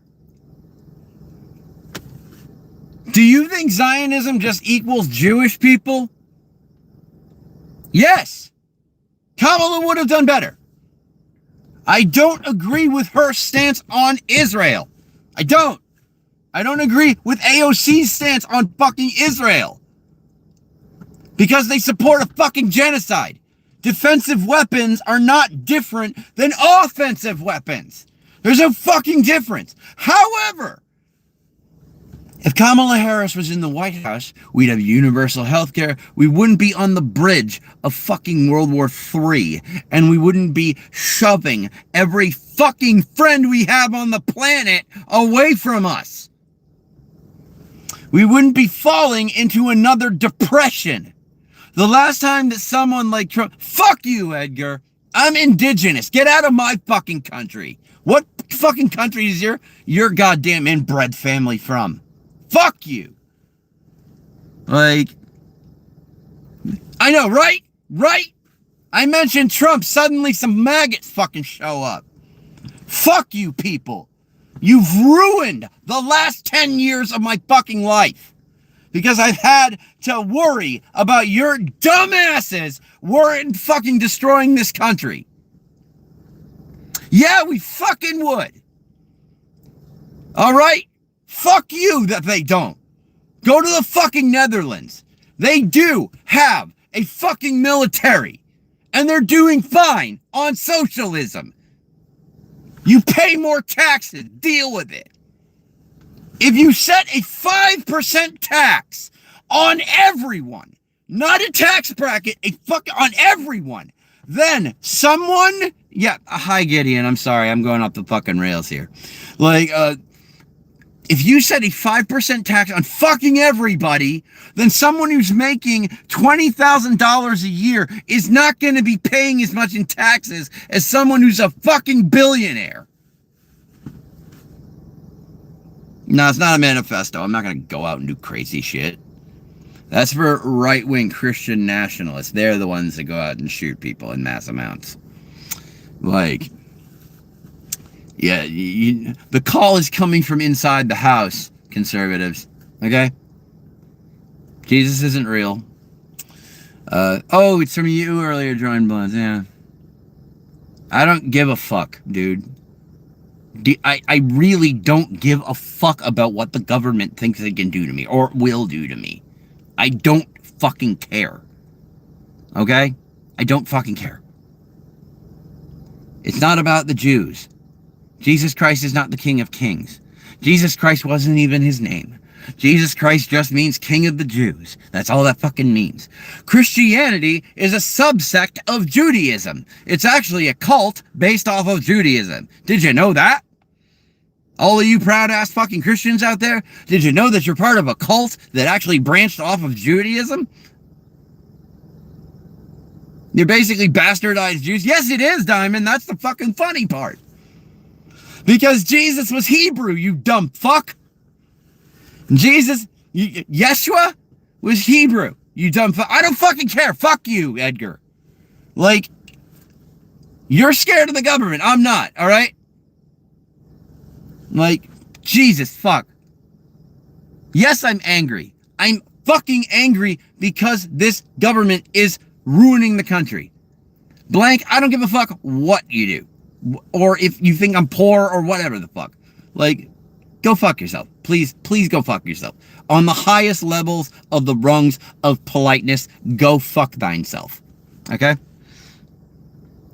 Fit check. I'm wearing a fucking shirt that says Give me some space with an astronaut on it, a cheap-ass pair of green pants, and an old fucking flannel. I dress like a fucking middle-ager. No, I'm not poor because... I'm not angry because I'm poor. I'm angry because poor people are being killed, dude, from the things that are being put into place. If you don't have to worry about that, that's fine. You're lucky. But trust me, they're going to come eat your ass, too. Like, they're going to, you know, they're going to eat your fucking face. And it's going to be rather funny because you don't think it's going to touch you. You think that all this bullshit that the Trump administration is doing is just going to affect melanated people, and that's fucking hilarious. Because once all the immigrants are gone, and once all of the people that don't agree with the system are gone, and once neurodivergent people like myself, and atheist people like myself, and revolutionary people that don't like the fucking government like myself, when they come for us, they're going to have a hard time. I don't think you understand this. Like, you want to secede from the Union and you think that's a fucking threat? Do you understand that red states would all go bankrupt without blue states? We pay for your asses to exist. And that's a fact. I don't give a fuck, Edgar. Fuck Israel. It needs to be dismantled and reset.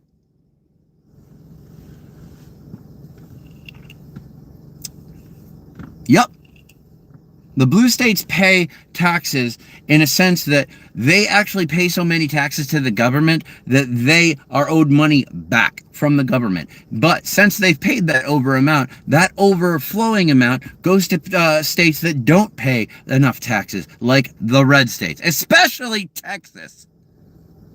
Okay, especially Texas. Texas would die without propane. So don't tell me that you're some big fucking awesome state. And also, you have zero fucking morals in Texas. Fuck Texas. No fucking morals. I don't give a shit about how great your fucking big state is or whatever. I really don't fucking care. Like, your people, that most of the people down there, you hick motherfuckers, you're racist piles of shit. I don't have time for racist people, dude. I don't. I cut my fucking birth father out of my life because he's a fucking maggot. Same thing with my cousin. I don't got fucking time for you people. You're not, you can't be reasoned with. You can't be talked to. Sorry. You can't be reasoned with or talked to because you don't have any ability for critical thinking. No, I'm not brainwashed. That's the funny part, is that I'm actually talking like real sense. If you want to reason with me, come at me with facts.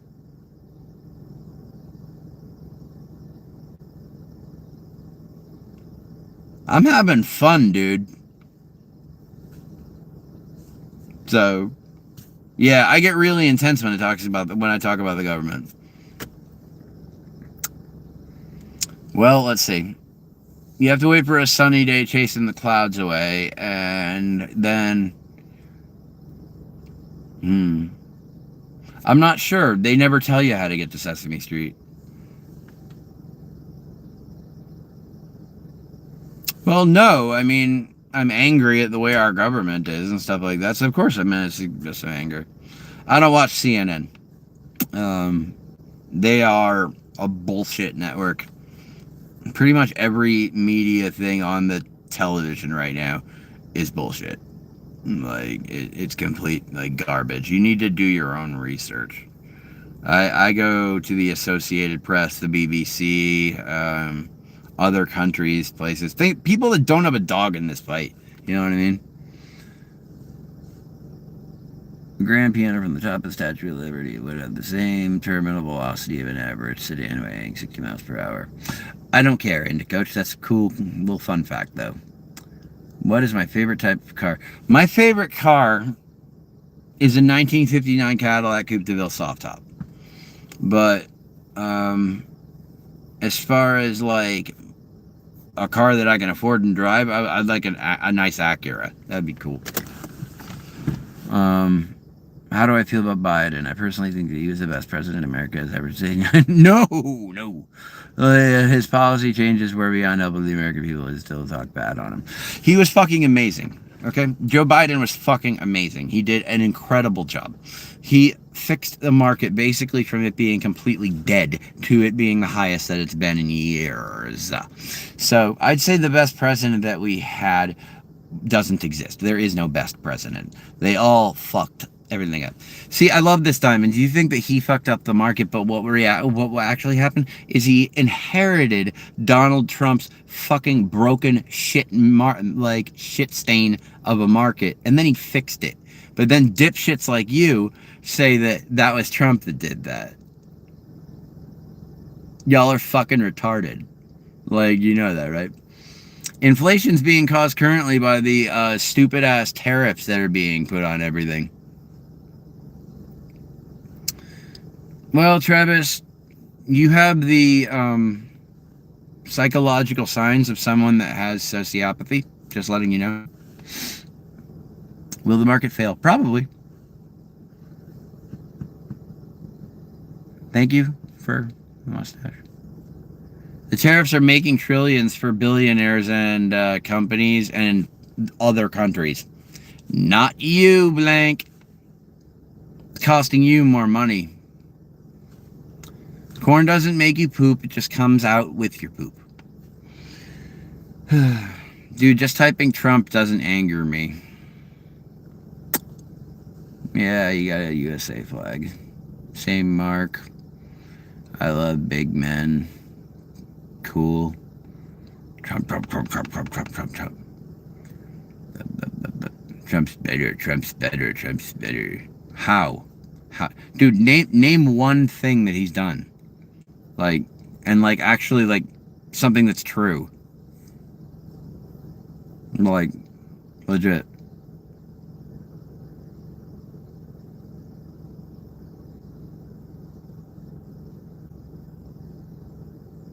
The border was already closed, you fucking retard. Okay, so name them.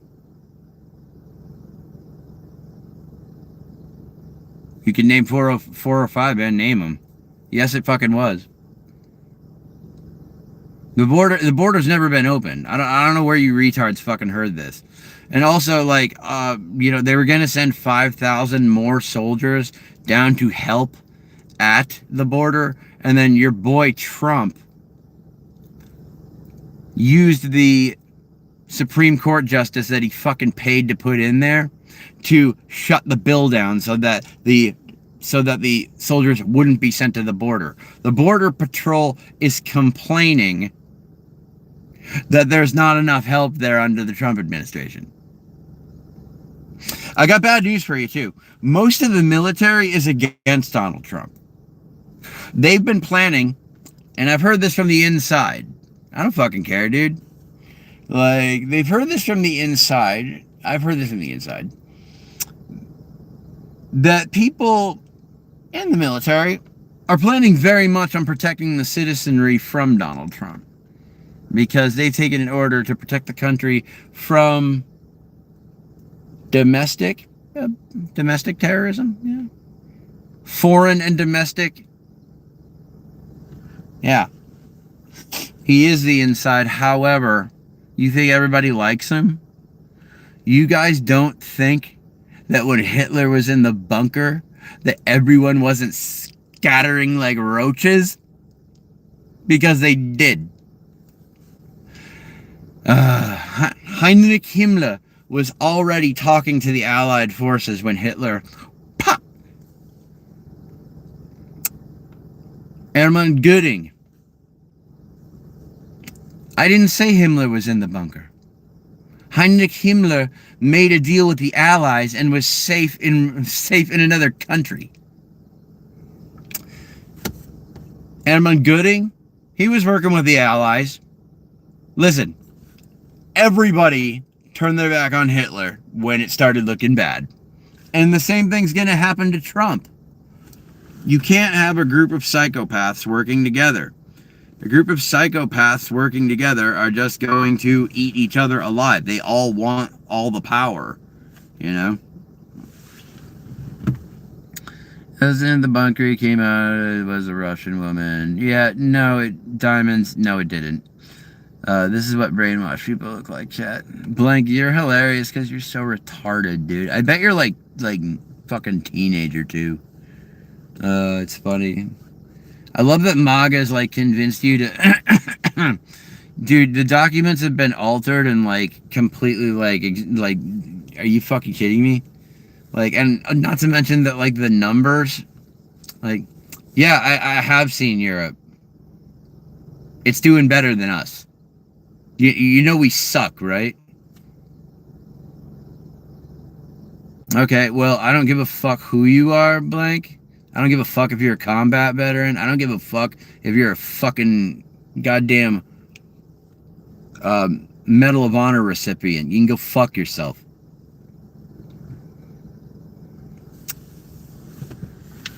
So, yeah.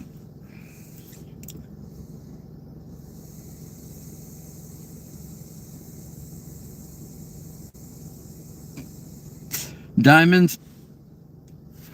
If you are a diamond, you're definitely made from cubic zirconium. Because you ain't worth shit. I'm smoking. I was talking about the government, but I'd like to move on from the subject from the government. Like, I really don't, like, I fucking hate the situation that it's in. I'd rather focus on something more positive. I'm vaping weed, dude. I don't vape nicotine.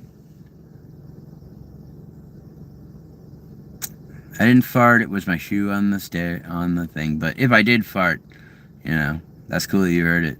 Am I gay? Why do you care so much?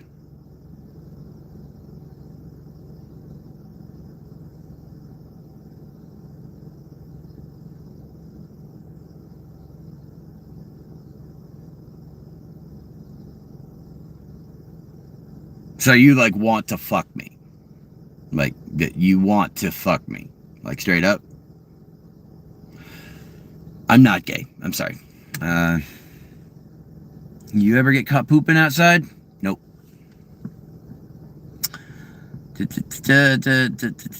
Don't talk to a veteran. Go fuck yourself, Kodiak. I'll talk to whoever I want. You think that just because you're a veteran, you're like a good person? Like... yeah, Jesus Christ, go fuck yourself. Like, dude, I have friends who are veterans, and I love them. And you know what? They went to war, and they came back, and they were never the fucking same again. Okay? It fucked them up forever.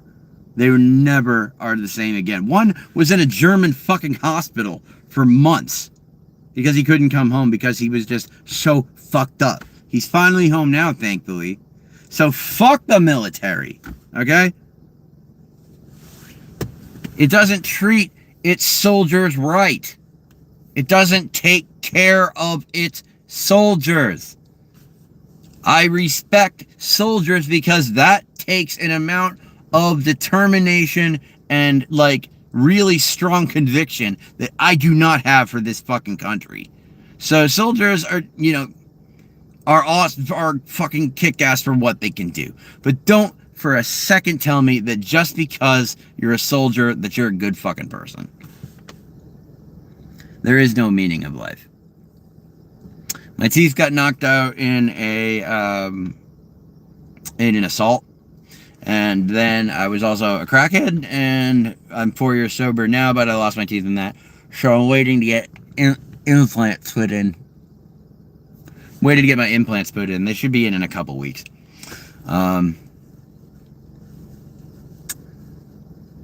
Why do you keep saying I'm slinging shies at the wall to see what sticks? It wasn't meth, it was crack. No, it's crack, dude. Yeah, I know, you're gonna say that, like, you know, affects, like, my brain and shit like that, but you know what's really funny, Jordan, is that, like, even having been a crack addict and shit, I'm still smarter than, like, half of you. Like, it's fantastic. That's what makes it really funny. is that like I'm an ex-drug addict and I'm still better than like half of you. Like, cause like if you had a life, you wouldn't be on here talking trash to me. You know? No, not a crack addict. Recovered crack addict, but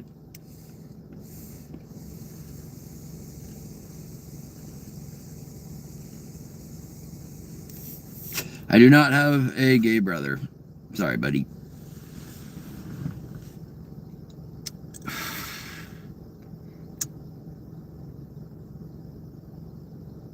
No, I don't have a gay brother.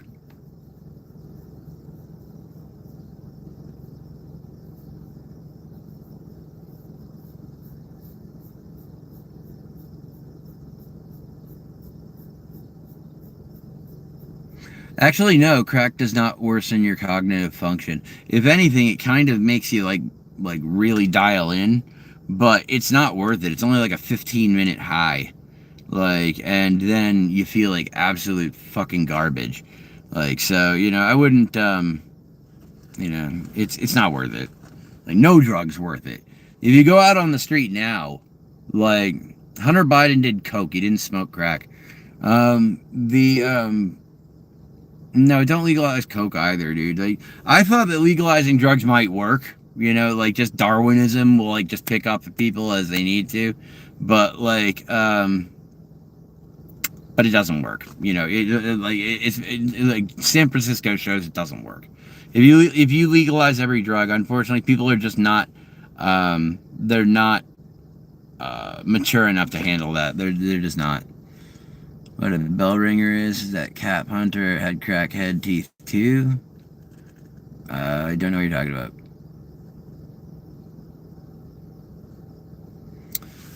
Yeah, THC isn't a drug, man.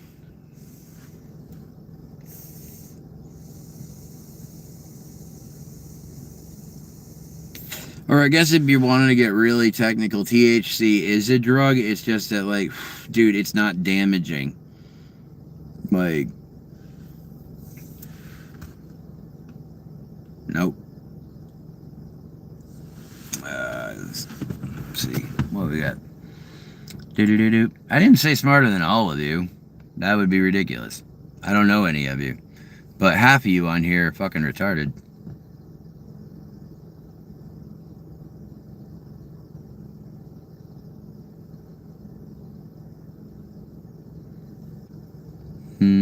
No.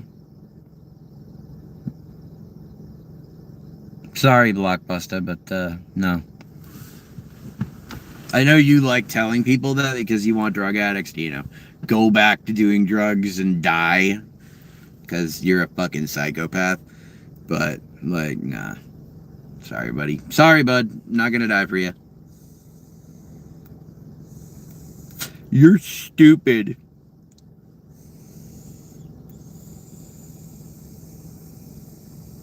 Yeah, I can be stupid at times. Yep. Boop beep, boop beep. THC. It helps me keep calm, helps keep my anxiety down. It's good shit. You know, I don't got a problem with THC, man. If you do, that's on you. Sorry.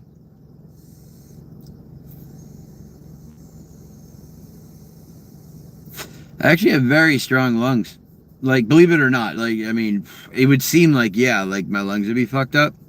But, like, I went to the doctor recently and, like, actually my lungs have, like, really, really good, they work really well. So I actually would agree with you. Like, you know, like, but I'd say, I'm sorry, THC is a medicine. It's not a, I mean, like, it's a drug, but it's a medicinal herb, dude. Like, calm down. Okay, Blank, I've kind of had it with your shit. You're annoying. I'm gonna remove you. Bye now. Let's see, beep bobby boop boop boop boop boop boop boop boop. There you go. Bye bye. No one can see you now. Anywho, let's see. Thanos ist ein Führer. Thanos is my leader. No, he's not. even after smoking crack. Dude, I'm 4 years sober. And I'm still sharp as a tack. So, like, the crack, it was a problem. Huge problem. But I'd say it was more of like a psychological thing that was a huge problem there. It was blocking out a pain that I didn't want to feel, you know? Yo, Mason. What kind of hair do I have? Natural.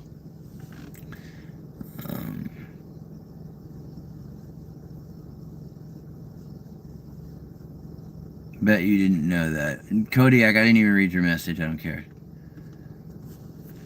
Drawing blunts is what all I did.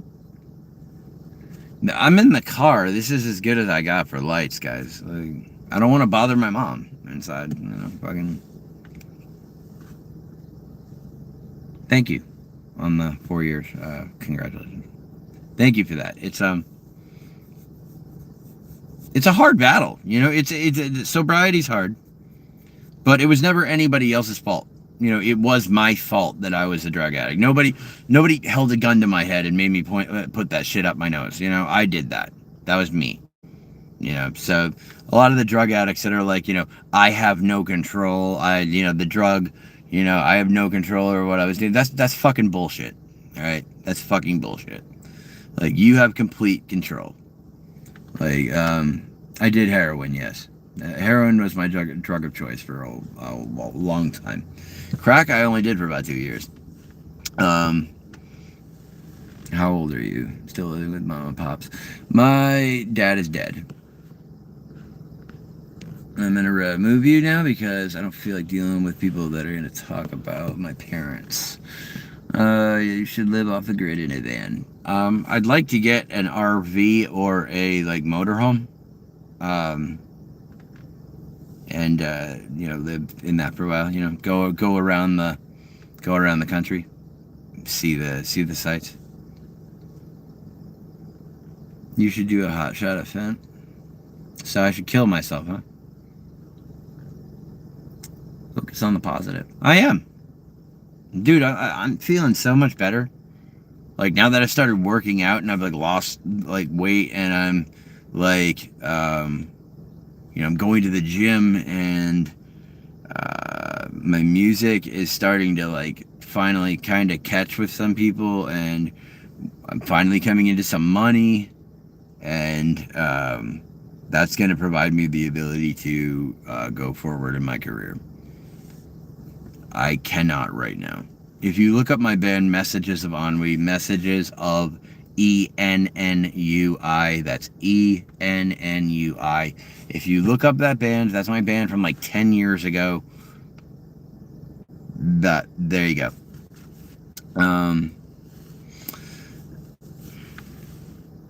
The heavy greatcoat is the most distinctive part of the deathcore uniform.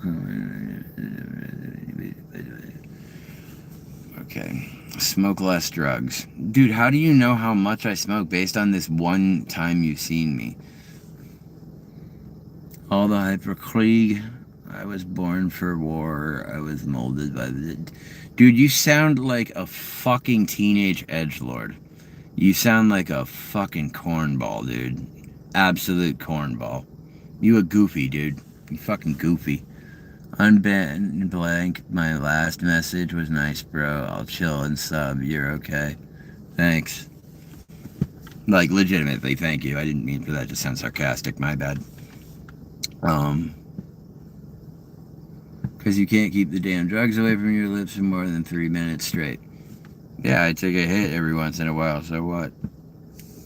Am I bothering you, Blockbuster? Am I hurting your feelings because I have this and you don't?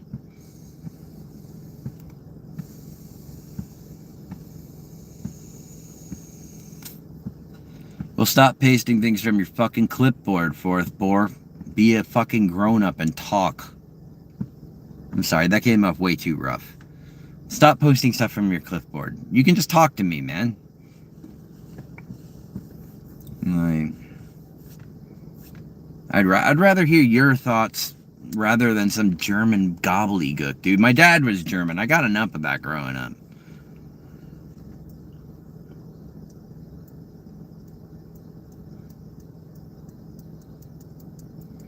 Blockbuster, you don't know what the fuck you're talking about, like, at any point, you know, so... I've gotten clean off of drugs and got medicinal marijuana because it's a medicine, and I'm telling people, don't do drugs because it will steal everything from your life. Things that you don't even know that you could lose, you will lose. So do not. And also nowadays, you go get coke, you get crack, you get any fucking thing, and it's gonna have so much fentanyl in it that it's gonna kill you. Like, you're either sober or you're not. This ain't California. Go fuck yourself, Blockbuster. How about that? Big cuddly bear guys, come on. Yo, are you from the Midwest? No, but I grew up in the Midwest. My family would go out every year because the other half of my family's out there. Is there a place local you can buy? There is. It's a very nice store known as the Lazy River. You know what, Blockbuster? I'm kind of sick of your dumb shit, because you seem like a fucking dumb fucking piece of garbage that if I met in real life, I'd fucking break your face, kid. You don't even know. So I'm gonna hide you now. Bye-bye.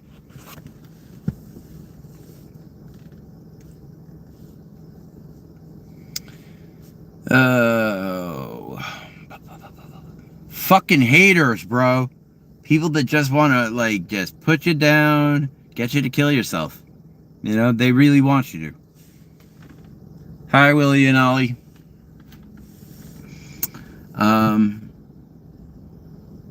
What is with people nowadays, dude? Why do they want to hurt someone so bad? How do you set a date? Call them up? Do you just drive to the fucking dispensary and go in and buy it? You just show them your ID? I'm not doing this the old-fashioned way. I don't buy shit off the street. Fourth, you're starting to kind of scare the shit out of me. Can you calm the fuck down? Like, seriously. I know by saying that you're not going to. That's how the internet works. Because everybody who's on the fucking internet is a goddamn toddler. Oh, a gig? How do I book a gig? That's tougher, then. The booking a gig, tough. Only because, like, a lot of places, like, they have open mic nights, but they only give you, like, a certain amount of time to do it. So they're expecting someone to kind of, like, show up with a guitar and, you know, just be ready to, you know, just up and move, you know. And, you know, my project right now is a drum machine and a piano. And that requires, you know, doing soundboard work. And most sound guys in these bars are not serious about their jobs. I went to fucking college for this shit. And I am still stuck at my mom's house, like, trying to make music. Now, is it mostly my fault? Yes. Because I was a drug addict. But I've been working on my music for 20 fucking years. Not 20, 15 years. And more than that. Hold on. 10, 20 fucking years. I've been working on music, and I, like, dude, as much as, like, I've done some really cool shit, I don't have anything to show for it. Like, you know, no one knows who the fuck I am. I can't do that, Ben. I can't do that. That's what, I can't do that. You know, I'll put 1-2 songs on an album that are, like, radio friendly. But that's not what I'm about, you know? It's like, I want to make enough money through music to have a family and pay for kids and you know, give my kids vacations and give my wife vacations and things like that, you know, and be like a good husband. You know, I really want to make enough money through music and producing other bands to do that. But you know, I'm gonna keep trying, dude. I'm gonna be 80 years old and still trying this. But thank you for that. I really appreciate it. I'll show some of my music next, as in I'll play it next stream tomorrow, after my walk and shit.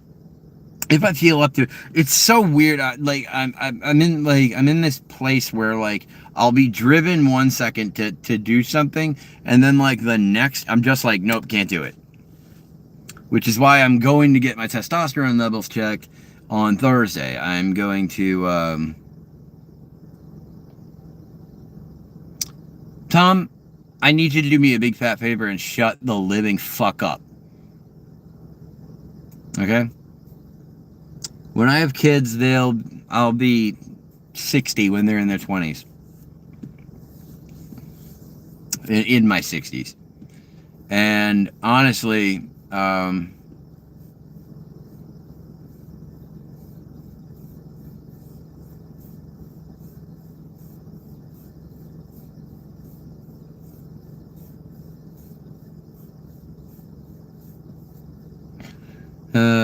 fuck it. I am in the car, Squirtles. The thing is just the, making it in the music industry is really hard. You know, it's, you know, especially when, you know, I don't have the gear necessary right now.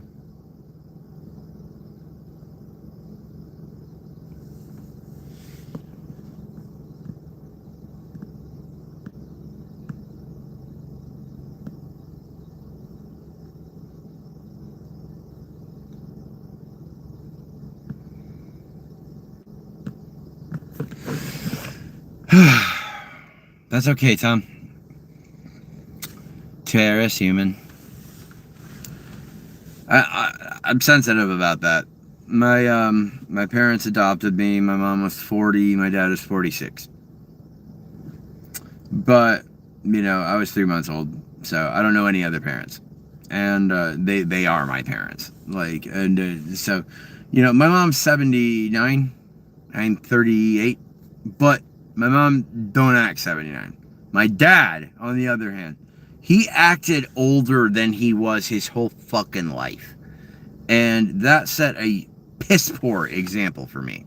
Just a fucking piss poor example. Like, I always thought my dad was kind of a weakling. Like, I knew he was a good person with a good heart. But he was a yes man and he was a pushover. You know? So he never taught me how to fight or stand up for myself or anything like that. And I'm a sensitive boy. I'm a sensitive boy. I get things hurt my feelings easy. Like I'm hypersensitive to shit like that because I do want people to like me. I want to go out of this world having given more positivity than negativity.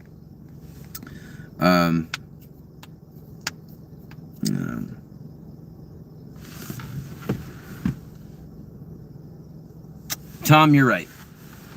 It's weird though because like if you just write one good song and you put it on Spotify, like it could be it could just open the gates. You don't know, but it's so easy to fall off like so fast nowadays because of the internet. Like the next big thing comes along in like a month.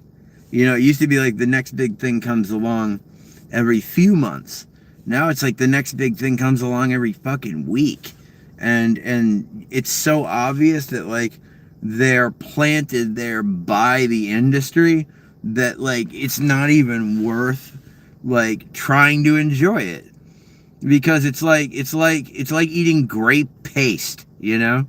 Like it's digestible, but it doesn't got any flavor, you know? It's like that in my mind. I actually don't have Fortnite. I fucking love Daft Punk though. I love Daft Punk. Those guys are great. Guy Manuel and Tomas. Yeah, I love those guys.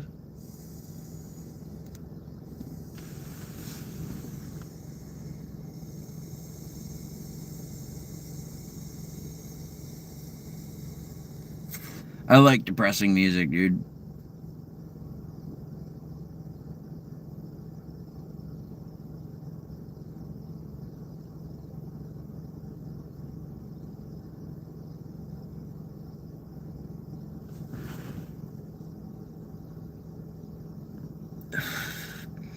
I got something for you, Note. I haven't heard anyone.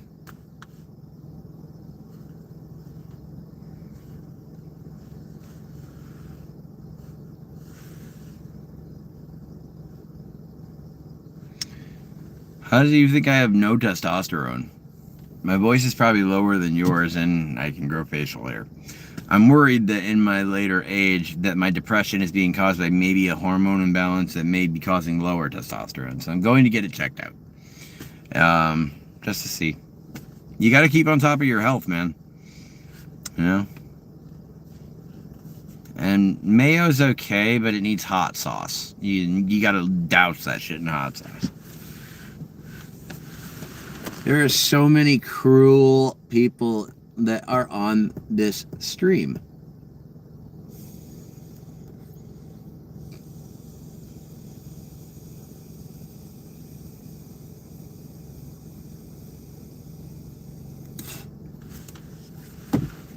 What did you say now?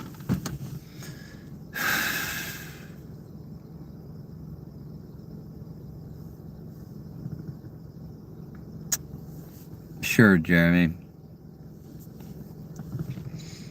Bum-ba-da-ba-bo. How am I? Whatever. Actively losing your manhood.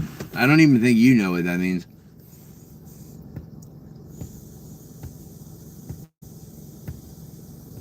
That's such a weird philosophical thing to say, which means it's a nice way of saying that you're saying nothing. You know, like philosophy is this whole thing of like, but what if, motherfucker, what if? Like, ugh. Oh, and BT Dub, I do this because it's just fun. None of you like get under my skin because none of this matters. It's a stream, dude. I'm nobody. Like, I'm a fucking nobody, dude. So like, this means nothing. This is fun because I get a little bit of attention and I feel not so alone during the day. Thank you, Ben. Like, legitimately, thanks so much.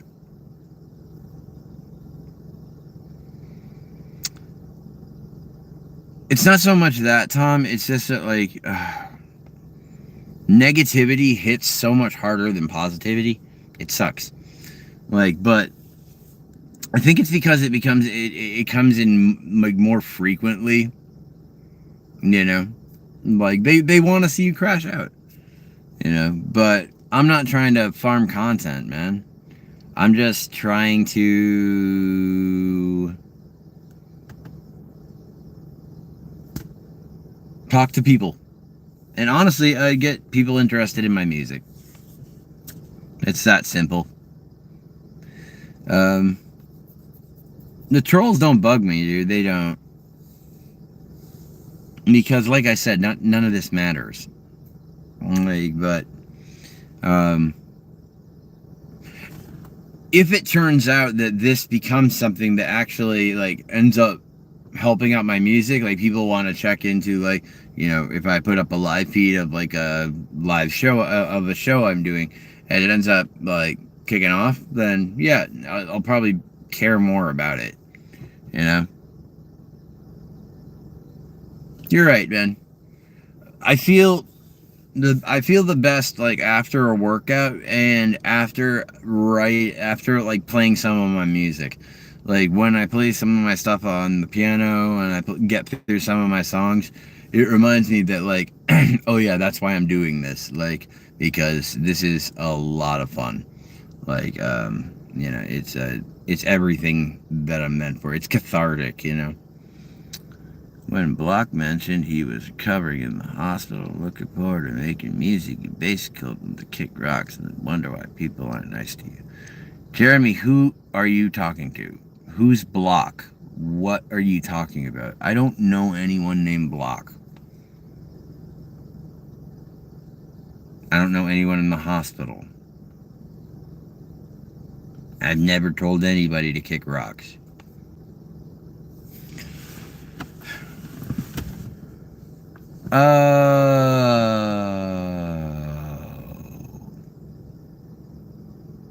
He was also an asshole.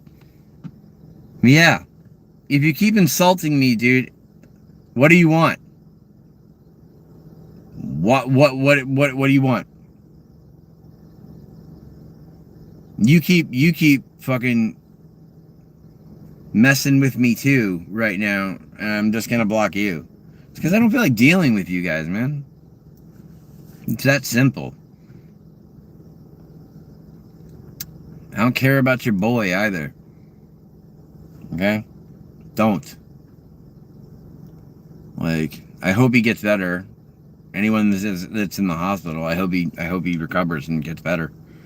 But the fact that he sent like his boy to come over, that's weird, dude.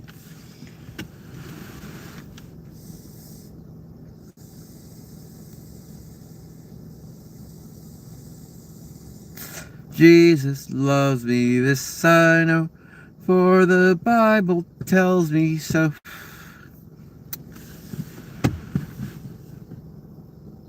Raising another man's child. I'm not raising any child.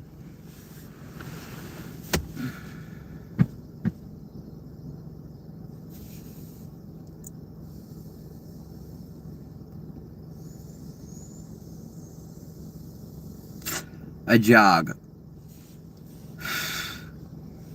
I do about a mile jog. I do a mile walk and then a mile jog, and then I do weights.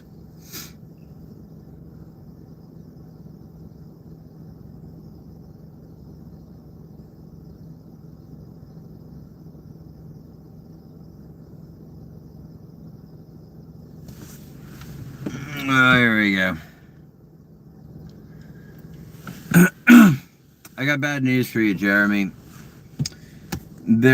I don't believe in anything. Okay? Period.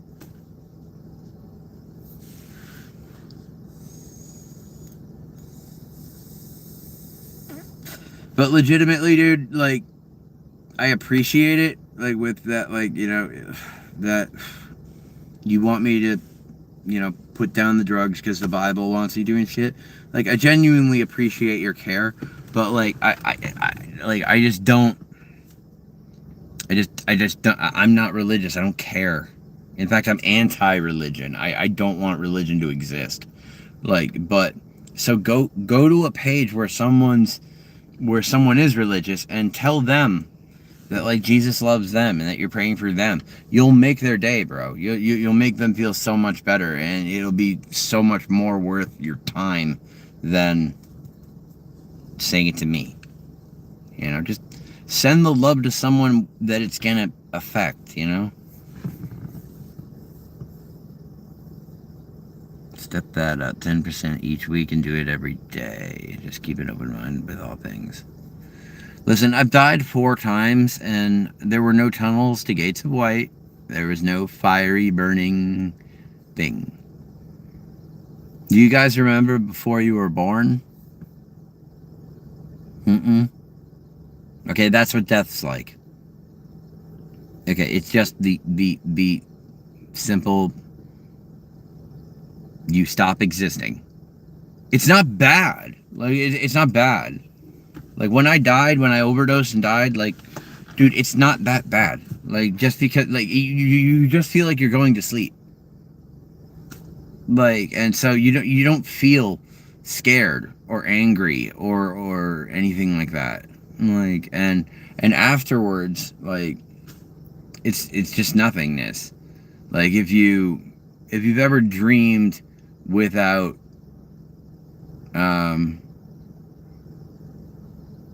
if you ever slept without dreaming, that's what death feels like. It's just returning to a state of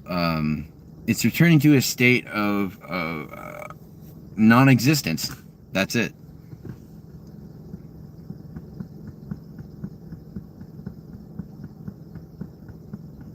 Maybe, Joel. If there is an afterlife, I hope there fucking is. Like, I get to see all of my old family members and my old friends. That would be just the greatest. I just don't believe. There hasn't been something that meets the burden of proof to show me that the afterlife or that Yahweh exists. See, I don't believe I have to repent because I don't think there's a God. And by the way, if Yahweh from the Bible is real or was real, I still wouldn't worship him because he's a petty, little, jealous tyrant who requires people to worship him daily, all the time, or he'll send you to burn for eternity. That sounds like a fucking child, okay?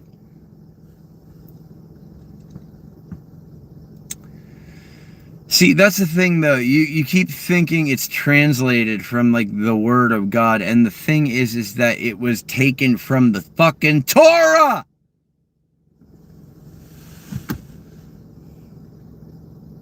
Christianity is a religious subsect cult of Judaism. Facts. Whether you like it or not. I'm not reading your message, dude.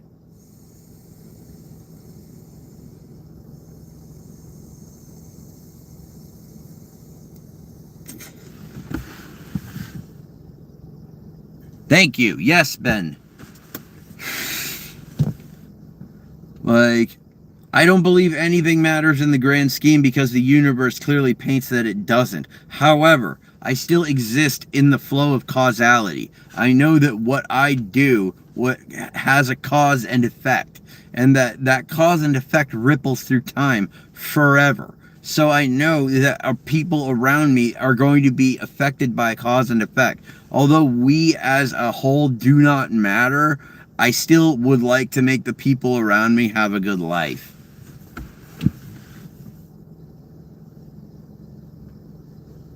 Oh, my bad. Oh, Zoroastrianism. I've heard of it. Honestly, I don't know much about it. I'll be honest with you there.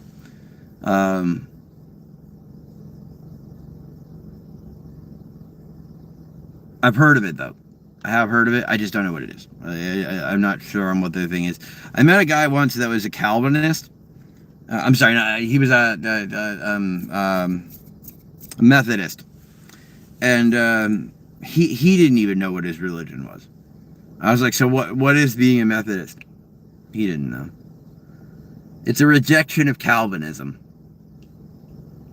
Calvinism says that like people are born inherently bad, but have the choice to make good, have the ability and to choose to make good decisions. Hobbesism, which eventually became Methodist, says that humans are born inherently good and are tempted to do bad things.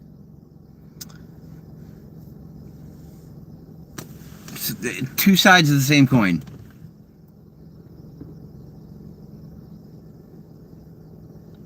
Oh God, guys, don't do this sermon shit on me. It's a waste of time. Okay? I'm not denying any love because it's very insulting for you to be like, you can deny his love, but it still exists. Bro, I don't believe in Yahweh. I don't think he has love for me because he doesn't exist. Oh my God. And no, we weren't put here by an intelligent creator. And I can prove that right now. We breathe through the same place that we eat. That is not an intelligent design. That's a really bad design. We're prone to get cancer. In natural environments, we don't much live past 35. So, like, as far as an intelligent creator goes, dude, no. No. We seem more like a science project if it was anything else. Like, yeah. No, dude, I'm not gonna simmer down. I hate the Bible fucking talk and people telling me that, like, you know, oh, well, God believes in you. It's very fucking patronizing and insulting. Like,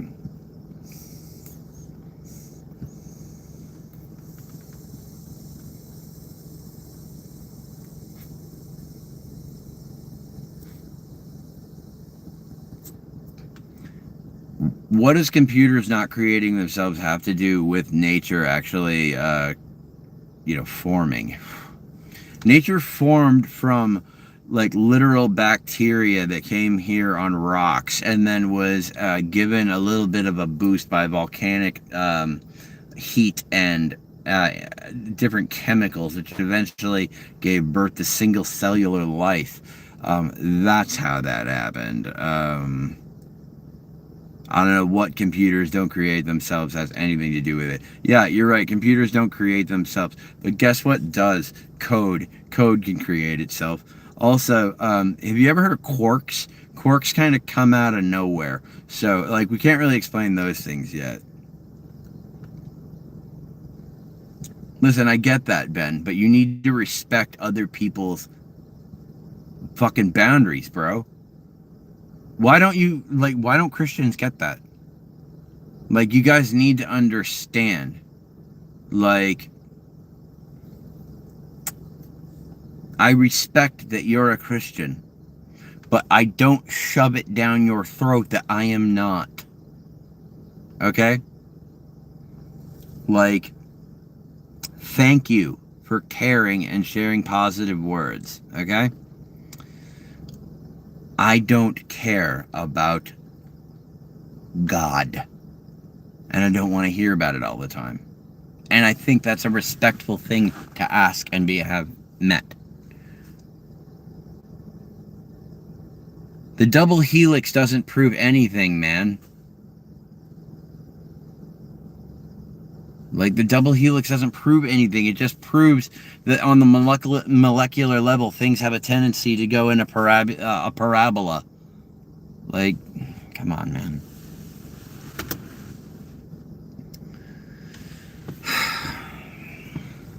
Joel, why do you want to know what I do for a living? So you can try to make fun of me?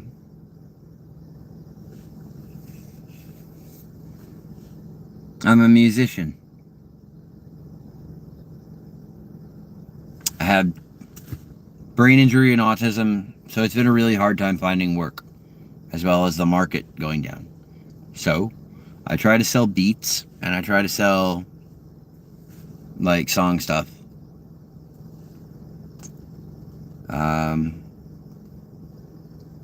All types. Any type you like, honestly. Any music type you like. If you want a song or, like, a tune written for you, I'll do it. You know,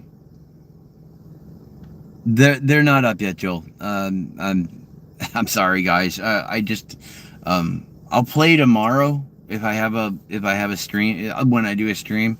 I just don't have the gear right now to put stuff up online. As soon as I get my computer and get Ableton, I have Ableton 9 Producer's Edition, and then I'm rebuying Complete, the box set of virtual instruments, and I'm working on Anhedonia's album and 30-second intro, like $40. I don't know.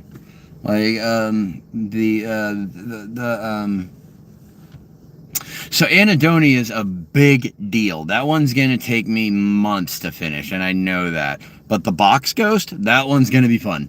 Just making, like, lo-fi rock music, that's gonna be so much fun.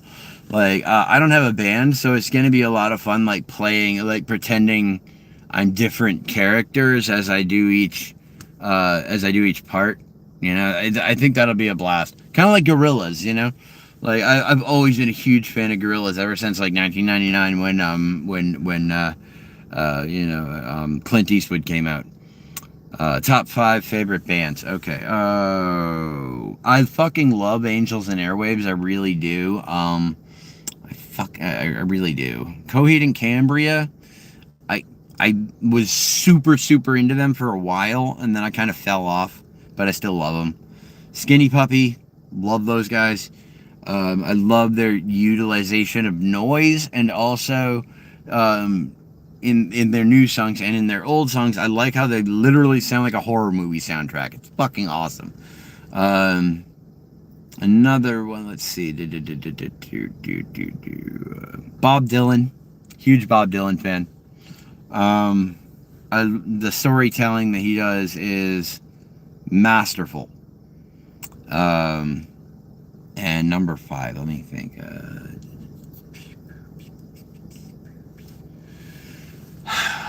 Number 5's a toss-up between like every other band on Earth. Like, just because like there's so many different flavors of awesome that like it's hard to nail it down to 5, you know? Like, every band's got their little thing that makes them special in that own little special way. So it's like, you know, that's why like I can't shit on artists, you know. I can't do it unless it's obvious that like they're garbage and they're like just trying to milk it. Death Cab for Cutie is dope. I agree. I effing love their version of Against All Odds. Holy crap. Like, and Such Sweet Heights is like one of my favorite songs too. Like, yeah, Cardi B fucking blow. You are completely right. See, it's like people, yeah, it's like people like Cardi B, and I'm sorry, I don't mean this. The hip hop community at the moment sucks. Holy crap. Not a single artist in that entire genre. Like, legit. If you dig below the surface, you find great artists, like great rappers. And Kendrick is fucking amazing. Okay? I don't care. Kendrick fucking rules. Like, so does Nas. Nas is badass. Like, these are real artists that are in the rap world, you know. But yeah, you see these other artists. My biggest gripe is Ice Spice. She's my biggest fucking gripe because she has no skill, no talent, nothing. Just an ass. That's it. Just an ass. And you can see her audience not paying attention to her because her music sucks so bad. But then she starts twerking and all of a sudden, woo! Dude, I don't even want that as a audience. Like, I don't even want that as an audience. Why would I want that? That's fucking stupid. Like, the audiences that I played for, like, after we were done playing a song, when the audience like yelled back was the greatest feeling in the world, because you can like feel the push of the energy of people like just yelling for you, and like, you know, people go, messages. Oh my goodness, I've never felt so great in my life, you know.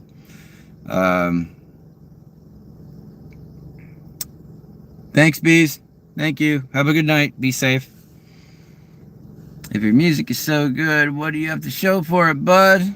Well, I have a single that was recorded by Scott Riebling, who's the bassist of Weezer. I've played unbelievable amount of shows and entertained many people. My band opened for Raw at the Clada. Raw was one of my I liked them a lot when I was in high school. So opening for them was amazing. And I got to headline the Hard Rock Cafe in Boston. So yeah, that's what I've done. There you go. Do I like congos? Like a conga line, or you mean bongos? Like the drums? Because I love bongos, the drums. The instruments that you find from like island countries and like more traditional like instruments and stuff like that, those have like a different feel to them. It's really cool. It adds a soul to it that you can't find otherwise. And now you broke doing drugs in the dark, hoopty, complaining about actual successful musicians. Dude, you're sitting here talking to me. I'm not sure which one of us is the bigger loser. Like, I mean, I know I am, but you're sitting here talking to me. Like, fucking hell, man. And why do you keep saying drugs? Like, why do you keep saying drug? It's THC, bro. It's 2025. Grow up. Like, oh my God. Can you tell me more about yourself? What would you like to know? And hello, Sammy. Hello. What am I doing? I'm sitting. I'm discussing my dreams of being a music star and my complaints about how the corporate music world at the moment is kind of toxic and something that I would never want to get involved in, and that how the better stuff is underground. Grunge is my favorite style of music, in total honesty. Post grunge, actually, like Bush. But there's my favorite band right there. You were asking Bush. Bush is my favorite band. There you go.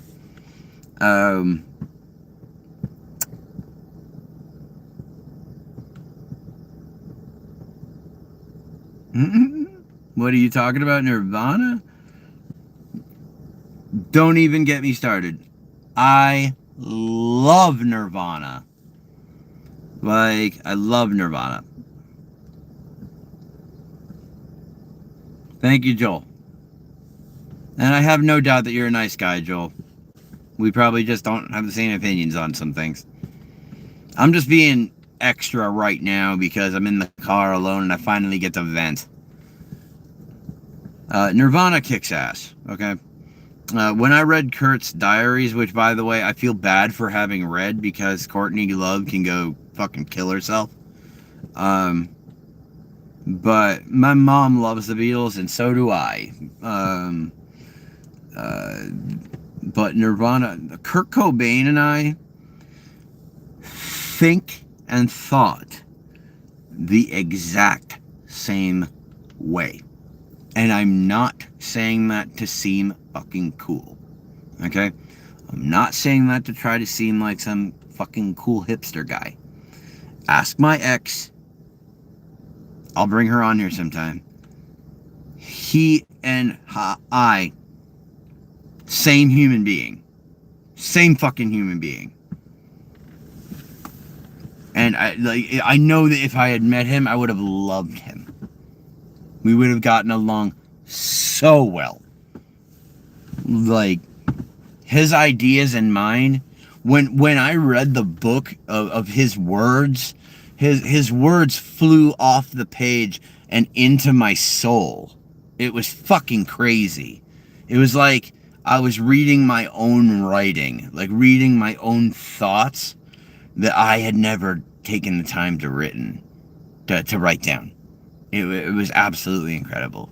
So Kurt Cobain is amazing to me, and I will forever wonder what it could have been like if he was still alive today. The weird uncle from Full House who was fueled Alanis Morissette. Right, you're right. Yeah. Isn't that crazy? What was his name? Wow, dude. Yeah, you're right. He played Uncle Joey, and why do I only know him by that? That's not cool. I should know his name. Mumford and Sons isn't bad. They're not. I love their traditional Celtic style of music. I think it's pretty badass. Hello, Amelia Hart. Pleasure to have you. Why does everybody keep asking me that? Okay, I'm sitting in the car. I'm talking about my dreams of being a music star, and I'm smoking some marijuana. Right. The cool thing about, I think his name's David, is that when he heard those songs by Alanis, he understood that, oh shit, I might have really hurt somebody.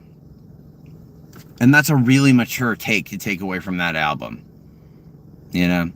It's a really mature take. He could have been like, okay, this is a hissy fit. That's how a lot of people could have taken that. But what it really truly was an expression of hurt. and she did an amazing job doing it. You know, I prefer Sarah McLachlan myself, but whatever. Building a Mystery is an amazing song. I don't care what anyone says. And so is Adia. I love that song. You know, but those are from when I was young. And so, like, they were special in their own way because of the being young and the way that you look at life and things like that. Comboed with the music that you're listening to, you know, it gives you that nostalgia vibe. Like, you know, and so... A Perfect Circle is also... Why didn't I put that in my top 5? Okay, yeah, A Perfect Circle, Tool, Failure, honestly, Alien Ant Farm. They were really underrated. Like, but A Perfect Circle, that's like up there. That's like near number 2 or 3. Like, it's up there. Perfect Circle is what taught me how to be the writer that I am, as well as Emily Dickinson. She taught me how to write the way that I do. So did Ogre from Skinny Puppy.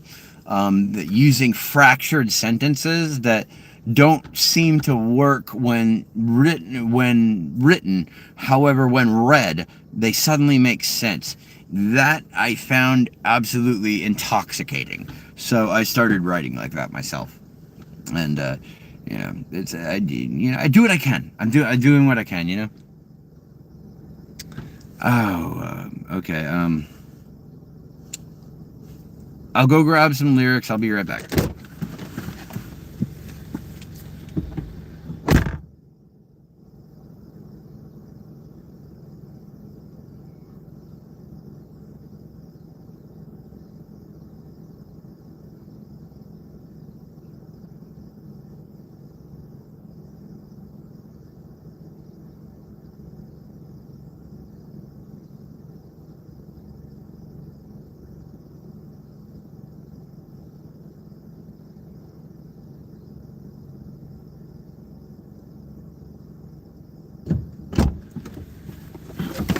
Okay, got some lyrics. Let's see.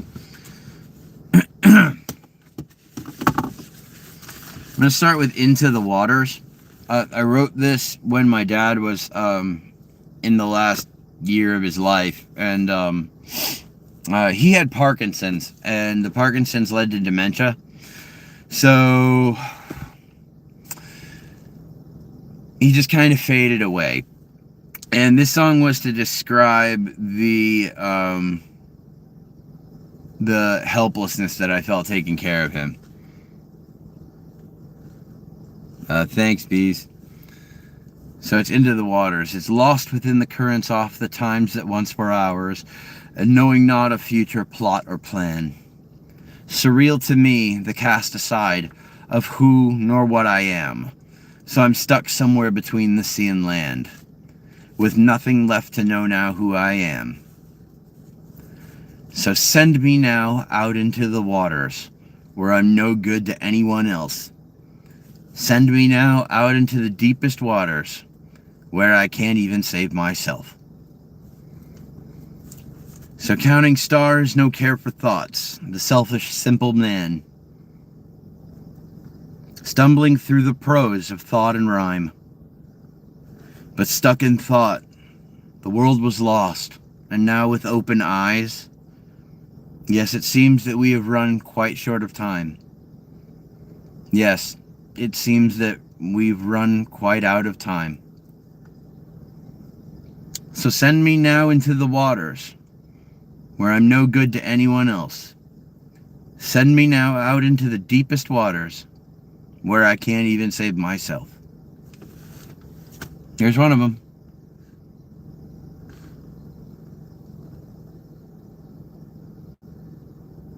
I'm sorry to hear that, Joel. It's a horrible thing to go through. I really am. Okay, this one's called Sacred Nights. It's like, this one has such easy lyrics, but like the song itself is a little more tricky. Whatever, anyway. It's like, look into the skies and let the sun enter my eyes. Somewhere in between the struggles within me. This time I look into the sky and finally truly see. Look to the stars, look up at night. Remember these sacred nights. Once at battle, now in flight. No space for wrong, no room for right. And it comes as no surprise to bring back all the ways that we've been shown. And in no time the sun will set upon us. Seeing all this evidence and knowing naught of consequence, who knows? Maybe we can make it right this time. It's all right to tell yourself that this is why we fight. There's that one.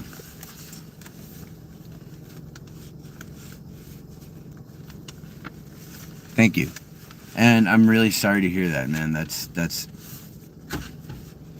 I can't imagine that. That's horrible. I'm sorry to hear that. Here we go. Okay. This is the last one I'll read. Okay. This one's about my the love of my life.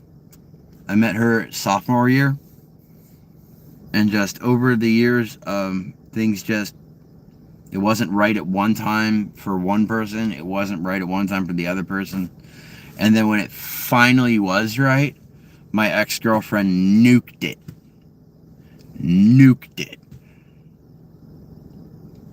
And now the love of my life. She has a husband and a son, and she does not need me to be part of her life. I would be nothing more than a hindrance and something that she doesn't need. Maybe someday when we're old and gray, but probably not. Anyway.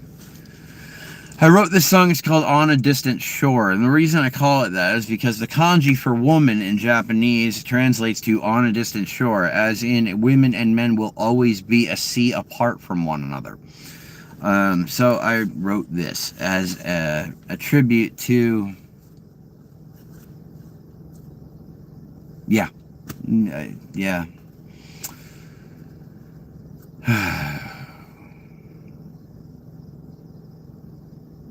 I love her. Okay? I'm not going to give her name, but I want to still say this. She means everything to me. If you're watching this out there, sometime, somewhere, somehow, just know that you've always and will always mean the world to me. Mean everything to me. Anyway, this song's about her and our relationship and how it was good. It was so good. And I fucked it up when we were young. And after all of it, when it was just about to be fine, it got destroyed by a complete separate entity. How much did I mean to me? That's a hard question, man. Not much, I guess.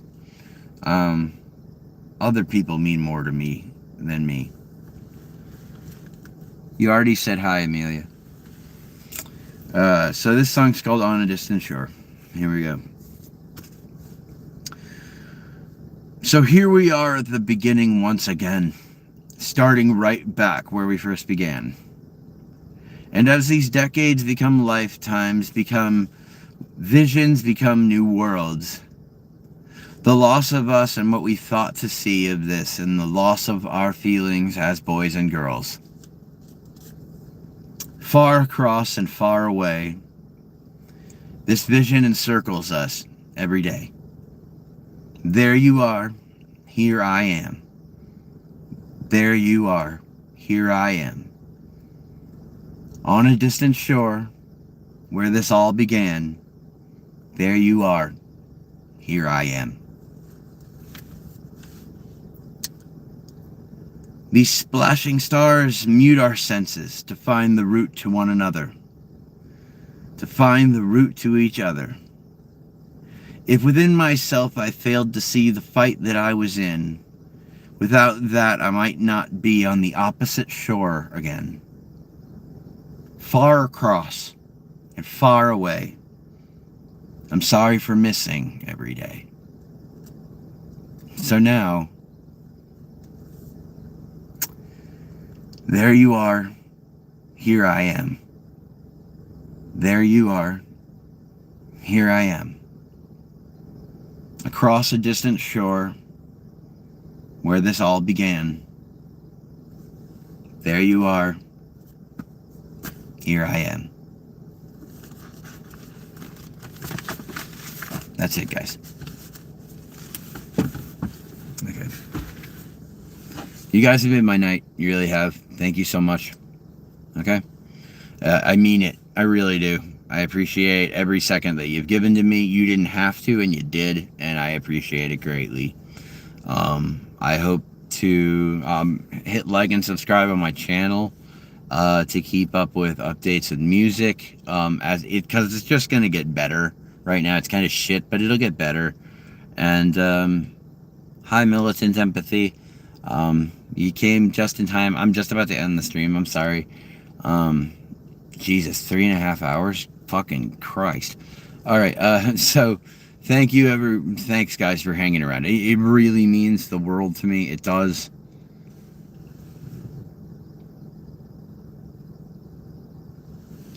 I appreciate it, Joel. I do. I really do. I appreciate the positive thoughts. I'm always about positivity. Thank you guys for hanging around. And I'll play the song for you tomorrow on the piano so you get to hear more than just me and my yappy voice. All right. Much love, guys, okay? Wounded Fox out. Mwah.